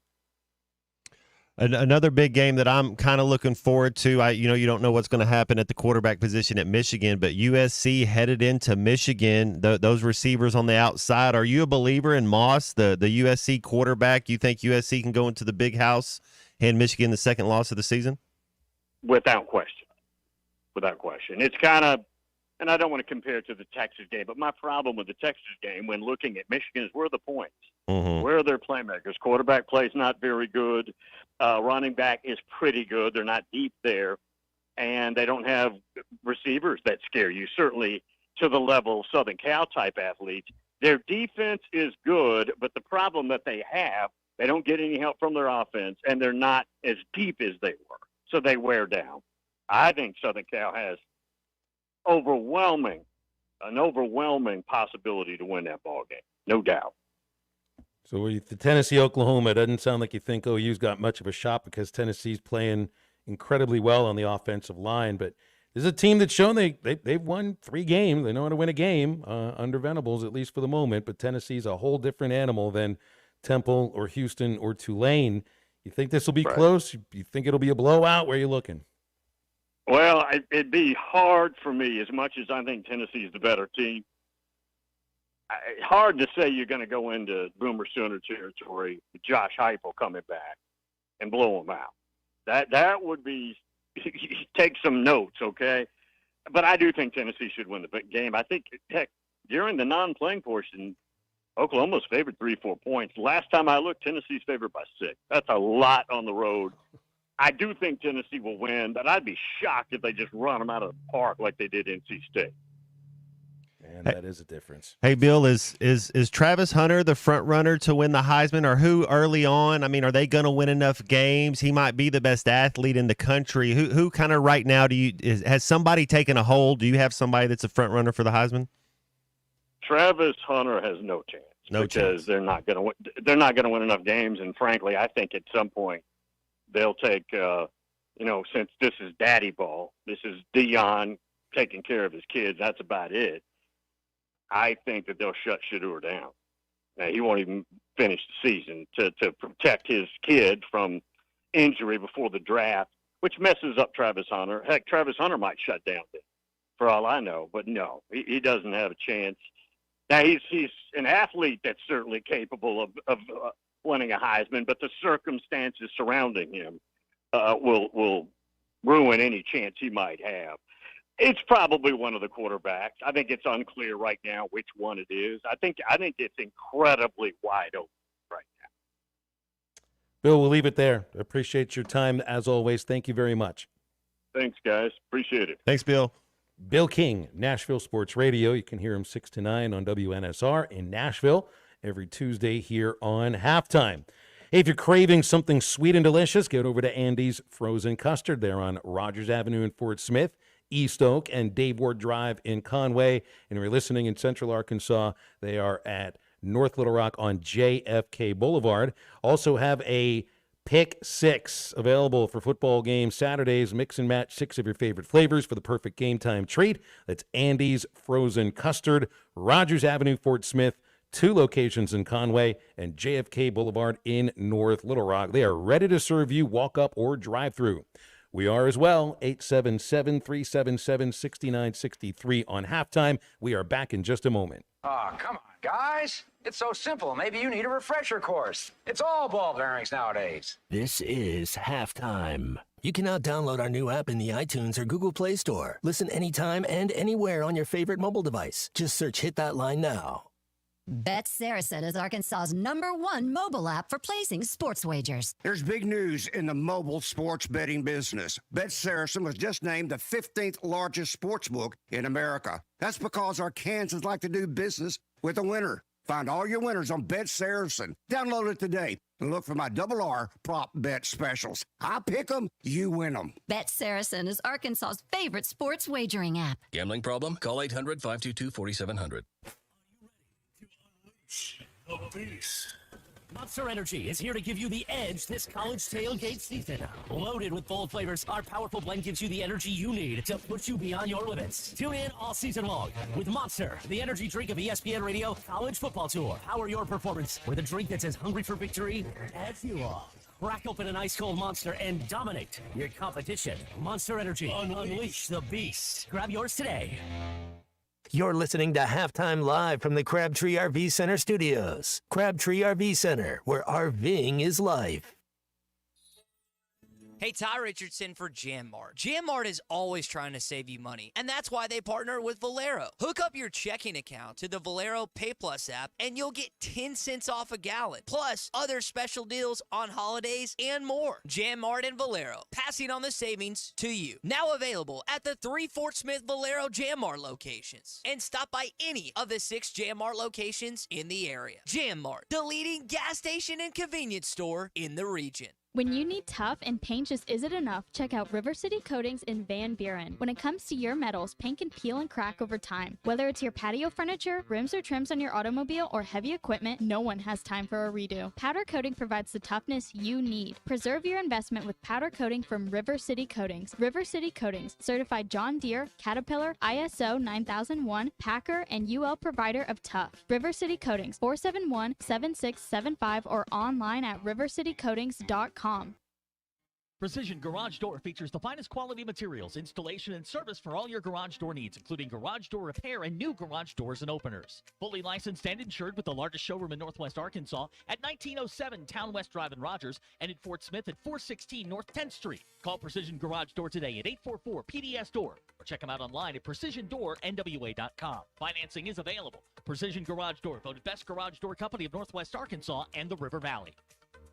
Man, I wish I knew you were here. We hear that every day at In Stock Parts, located off Highway 45 across from the cold storage in Fort Smith. Are you a maintenance technician, landscaper, farmer, or a do-it-yourselfer in need of bearings, belts, or roller chain? Or safety supplies like gloves, safety glasses, or earplugs? Maybe you need drill bits, tap and die sets, lubricants, or even a gas-powered pump or generator. Don't waste your time driving around. Stop by In Stock Parts, your industrial parts resource, or check them out online at InStockParts.com. In Stock Parts. Did you get us switched over to shelter insurance? Actually, I found a deal online. You did? Does your deal come with award-winning customer service? Oh, I'm not sure. Does the deal include a local agent? Doesn't actually say. Can we create a customized plan that fits our needs? Let's just call the local shelter agent. For insurance that fits just right, find a shelter agent near you. See Agent Chris Dooley in Fort Smith. The best Tex-Mex and even better service is at Joe's Grill and Cantina in Fort Smith. Every Friday is Fajita Friday, featuring their charbroiled steak and chicken. It's tender, full of flavor, and comes with all the fixings. Saturdays are for endless enchiladas with Joe's homemade enchilada sauce and all the beef, chicken, or cheese enchiladas you can eat. Joe's Grill and Cantina. Great Tex-Mex, even better service. 3400 South 74th Street, across from Harps. Your home for every Razorback football, basketball, and baseball game. ESPN 95.3. Goes up, must come down. Spinning wheel, got to go round. Talking about your troubles, it's a crying sin. A painted pony, let the spinning wheel spin. You got no money, you got no home. Spinning wheel, all alone. Talking about your troubles, you never learn. Ride a painted pony, let the spinning wheel turn. Make sure to follow Halftime on Twitter at HitThatLineAR and on Facebook and Instagram at HitThatLine. Call or text 877-377-6963. Now back to Halftime with Phil Elson and Matt Jones. Speaking of Twitter, I see the most important tweet from the Arkansas baseball Twitter account coming out about an hour ago. I meant to tweet Oliver, or not tweet, text Oliver, baseball SID about this and forgotten to, but I don't have to any longer. Matt, remember, I didn't know how to pronounce the lefty's name from Ohio State, one of the 3 pitchers that transferred in. I didn't know if it was Beetlejuice or Beetleshies or Beetlejuice or whatever. They have tweeted him a photo of him pitching and a little video of him pitching, and it is Bide L. Shees. So I think that's the most important tweet of the entire offseason from Arkansas baseball, because This kid's going to be a starter on the weekends. Going to have to say his name correctly, and now we finally do. Hey, it's not just me. Even Dave Van Horn admitted he didn't know how to pronounce his last name, so he just called him Landon. And then when he referred to him in the last press conference I saw with Dave, he just called him Landon. So now we know it is Bide El Shees. Very good. Elsewhere on Twitter, now this has to hit a little bit here, Matt. We're talking about Tua Tagovailoa with Alyssa about an hour and 15 minutes ago. Garrett Webster, his father was Mike Webster, the Hall of Fame center for the Pittsburgh Steelers, who died. He had just a terrible circumstances in his life after he retired from football. Nobody knew what CTE was then. They just figured, well, he had his bell rung too many times. He was homeless. He was living out of a car. And Garrett Webster has tweeted, "My dad was Mike Webster. If you do a little Googling, I can only provide some reasons why Tua's future should be the only thing in his mind right now." And he's trying to tweet towards Mike McDaniel about McDaniel saying, hey, this is bringing up his future is not in the best interest of him. That should be the last thing on your mind, is what McDaniel said a couple of days ago. You have an instance here of a son of a beloved Hall of Fame center who literally did see his father just kind of disintegrating in front of his eyes, and is trying to, at least sound the alarm that if Tua isn't careful about this moving forward, or maybe in Garrett's mind just keeps playing football, that he may end up suffering the same fate as his father.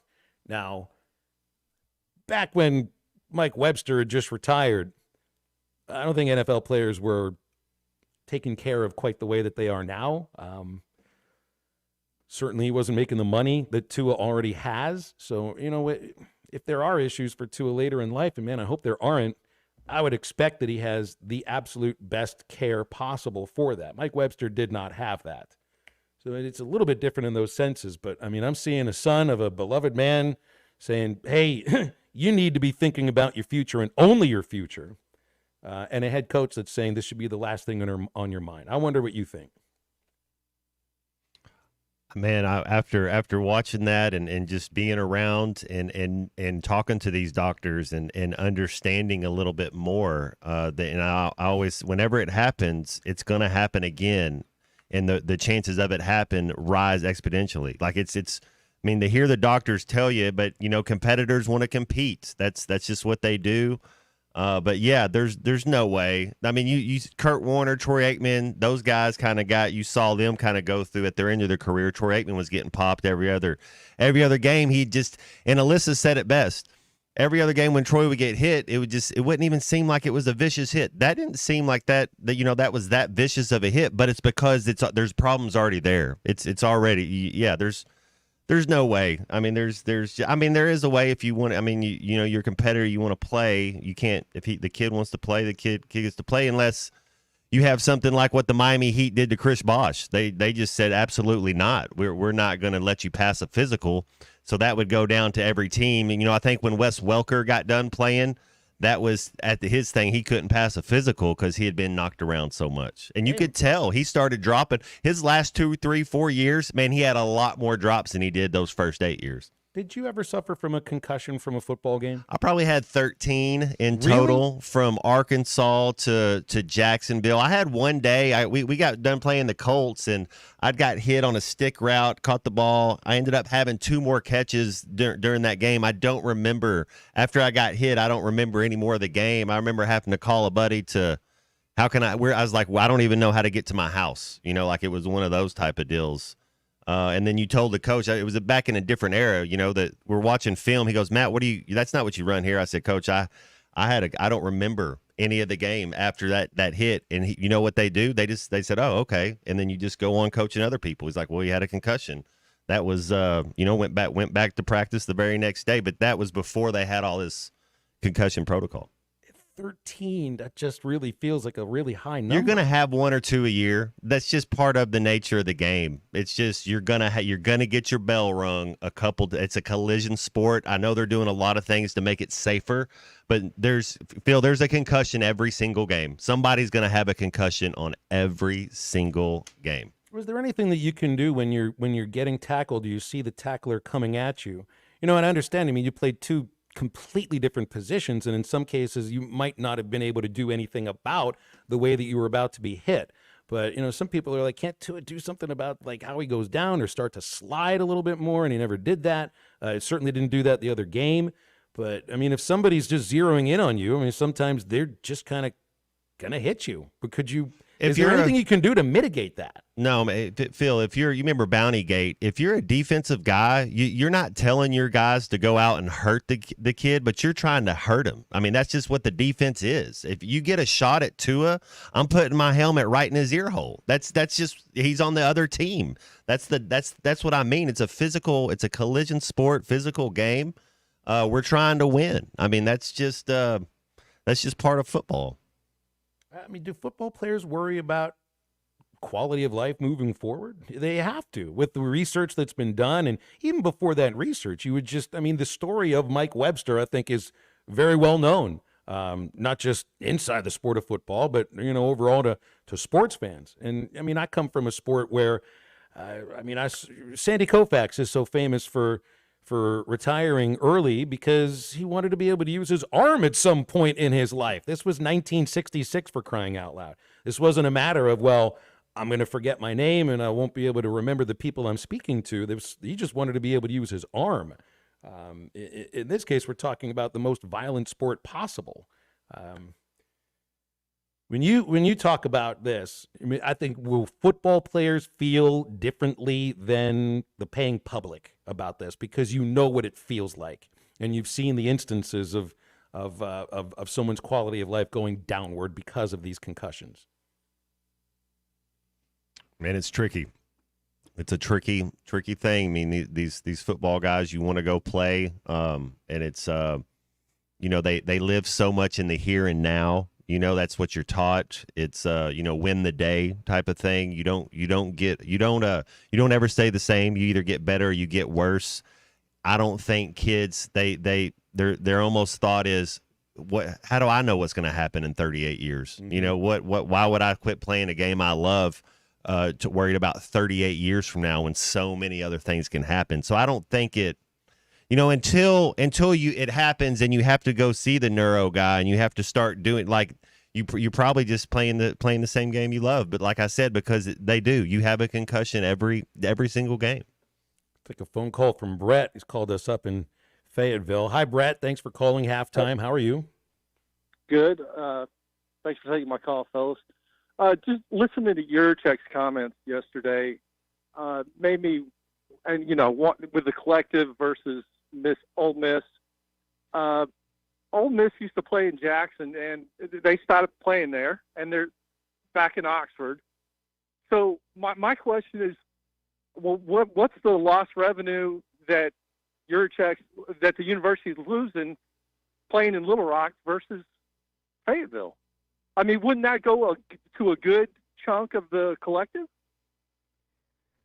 Well, I'm not sure if that's the case with money that goes directly into the athletic department. And keep in mind, Brett, like earlier in the show, I said I'm learning slowly, like everything is involved with NIL. But maybe in a lot of cases, it's just small percentages. Because when you think, people point to the money that is coming into the schools from ESPN and television, but that stuff is bookmarked 2 years ahead. I mean, they plan out the way they're going to spend the money from these athletic departments years ahead of time. So you can't just look at new money coming in right now and saying, well, that can go to NIL. It's already been earmarked. And I think like income from ticket sales and everything to go into playing a game at Razorback Stadium compared to Little Rock, I don't know what percentage of that would go to NIL, but maybe it's enough of a percentage to make enough of a difference for somebody. And look, after next year, you're probably not going to have to be worrying about that. By then, how many more people have joined the collective? By then, are things different in the world of college sports where athletes are being paid directly? Also by then, maybe, and this is what I didn't quite get from this story about Georgia, the state of Georgia joining the state of Virginia with this NIL law. What this law does is it bars the NCAA from being able to enforce any of their rules about NIL. So it's like, yeah, you might have rules and regulations about this, but guess what? Inside the state of Georgia, those carry no weight because we can do that. Maybe at some point there's something that goes on in Arkansas for that. Who knows? And he went away. All right, 877-377-6963 for, I guess, NIL questions and anything with Tua as well. Robert in Bull Shoal says Tua needs to do right by him, not the team. And Dr. Tyler texted in, said he played fullback. He was in a heavy collision every play. He's 44. He sees a difference in his life and the effects it's had on him. So his encouragement is for Tua to take a hard look at his future. Greg's next on Halftime, then we'll break. Hey, Greg, what's going on? Been a long time, fellas. What's going on? I hear everybody talking about the NIL and playing games in Little Rock. Arkansas really does not make a lot of money playing in Little Rock. Right. When you talk, when you look at press, staff, band hotels, football team hotels, they really don't make a lot playing games in Little Rock. So I wish everybody would kind of get over that. That's all I had. Later. Well, it does feel like they make a considerable more amount of money playing in Fayetteville than in Little Rock. And Matt, I just want to thank you for talking about these because it can't be the easiest thing to think about and talk about. So I appreciate your honesty. Oh yeah, it's I'm blessed. I'm extremely blessed. 41 years old. Life's good. And you got a great mind too. I mean, all our listeners know that. You think I'm lying? Stay with us. Back to wrap up Halftime right after this. This is Halftime. Here we are at Road Chevrolet once again, another month underway. It's back to school time. People going back to work. They need reliable transportation. And luckily, Grant Neal and the guys at Road Chevrolet are here to take care of you with a great selection. We really work hard to source the best quality used cars. Thankfully, new car sales are picking up, which means that we're getting our new cars as trade-ins, which is the best quality used car we can come across. So we're really proud to have a great selection right now. Across the board, Honda, Ford, Toyotas, we try to carry a large selection and at every price point. So we've got cheaper cars for lower budgets as well as practically new, miles under 1,000 miles, used vehicles. So if you need something you can trust, something you can be proud of, this is the place to be. Road Chevrolet. It's 2800 Alma Highway in Van Buren. We always say, prices you'll love, people you can trust. The Wave Rural Connect Shoal Creek Zone is open. Fast fiber internet, TV, and home phone available. This covers Midway, New Blaine, Scranton, Delaware, and other areas. Even if this isn't your zone, check your address. We might be available for you. Get your whole home solution. Internet, TV, and phone from a local provider. Go to signup.waveruralconnect.com or call 1-833-492-8372. Arkansas Valley Electric and Wave Rural Connect, changing the communities we serve. Looking to protect yourself and your family this flu season? Law's Drug Store at 6802 Rogers Avenue offers the latest vaccines for adults and seniors in both COVID-19 and the flu. Law's Drug Store has friendly pharmacists ready to assist you with no appointment necessary. Call 452-6116. It's quick, it's easy, and in most cases, free with your insurance. Law's Drug Store, 6802 Rogers Avenue behind Outback Steakhouse. Open 6 days a week to care for you and your family.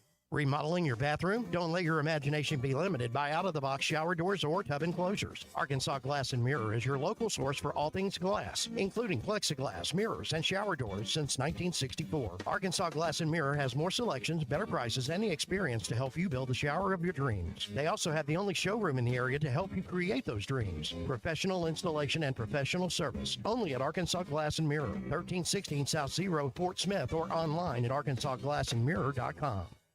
Whether it's torque, horsepower, or just extreme work, diesel trucks do their job. But when your diesel truck needs maintenance or repair, it's time to head to Extreme Diesel. Everything from standard maintenance to extreme repairs, including injector testing. Extreme Diesel delivers. They have the tools and service for your Cummins, Duramax, or Power Stroke. You trust your truck to deliver on your needs, and you can trust your truck at Extreme Diesel. 6630 Alma Highway between Van Buren and Alma. Check them out on Facebook or give them a call at 651-3363. They're bilingual, now offering CP4 solutions for both Chevy and Ford. The tires on your vehicle go round and round, but when they don't, go to Van Alma Tire. They have tires in their name. That's their specialty. Van Alma Tire is all about tires. They have all the name brands and private labels available for you and in stock. So when it comes to getting tires for your ride, it's worth the drive. And financing is available. Ask for details. Whatever your tire need, check out Van Alma Tires on Highway 64 between Van Buren and Alma. Ready to get you rolling on new tires at Van Alma Tire. Did you know that almost 80% of all advertising is spent on digital? This is Dale Daniels, Digital Sales Manager for ESPN Arkansas. And due to the growth in digital advertising, we have the opportunity for the right person to join our team. Digital and radio advertising go hand in hand, and we're looking for someone to help businesses grow with this powerful combination. If you have experience in broadcast and digital marketing or business development, we want to hear from you. Email your resume to sales@hitthatline.com. Pearson Broadcasting is an equal opportunity employer. Your home for every Razorback football, basketball, and baseball game. ESPN 95.3.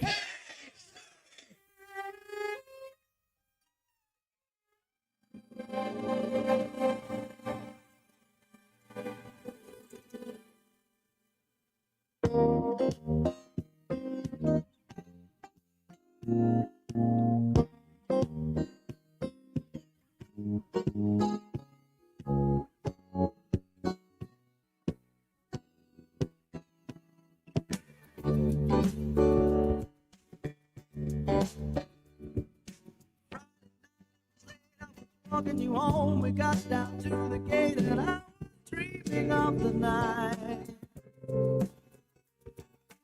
Would it turn out right? Tell you, girl, I wanna be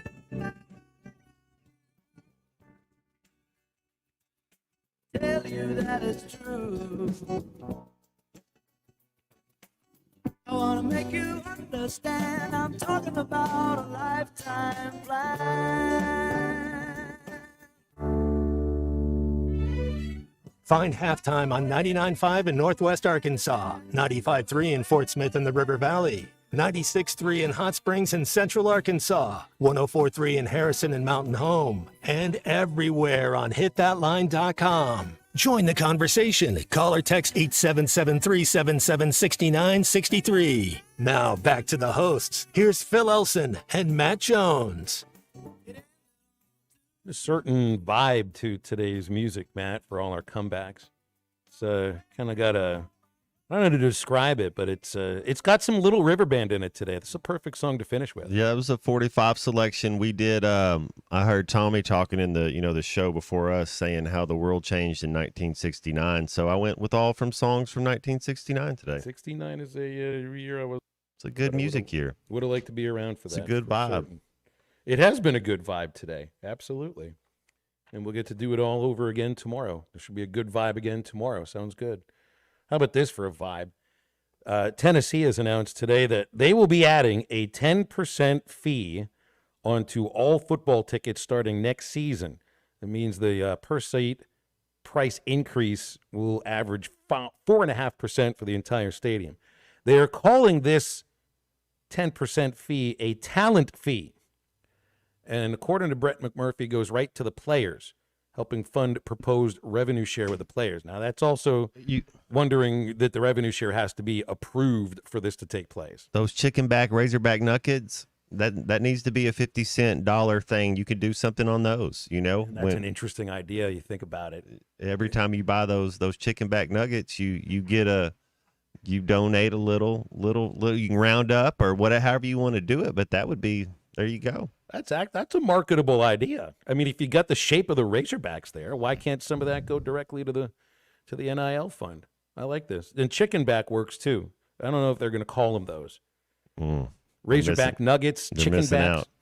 Yeah, It's pretty good marketing. Razor chickens now. Chicken back got it. That's got it going on. Oh, everybody loves chicken nuggets. Mm. Literally everybody. And you're Now, buying I know the exactly what I'm Razorback. eating. You're buying it because you're a hog fan. So that's what I mean. You probably don't mind paying, and they'll be right next to the regular nuggets. $1 more for the chicken backs, and a regular for the regular. You know, Just a roundup for the chicken backs. It's perfect. Great stuff today.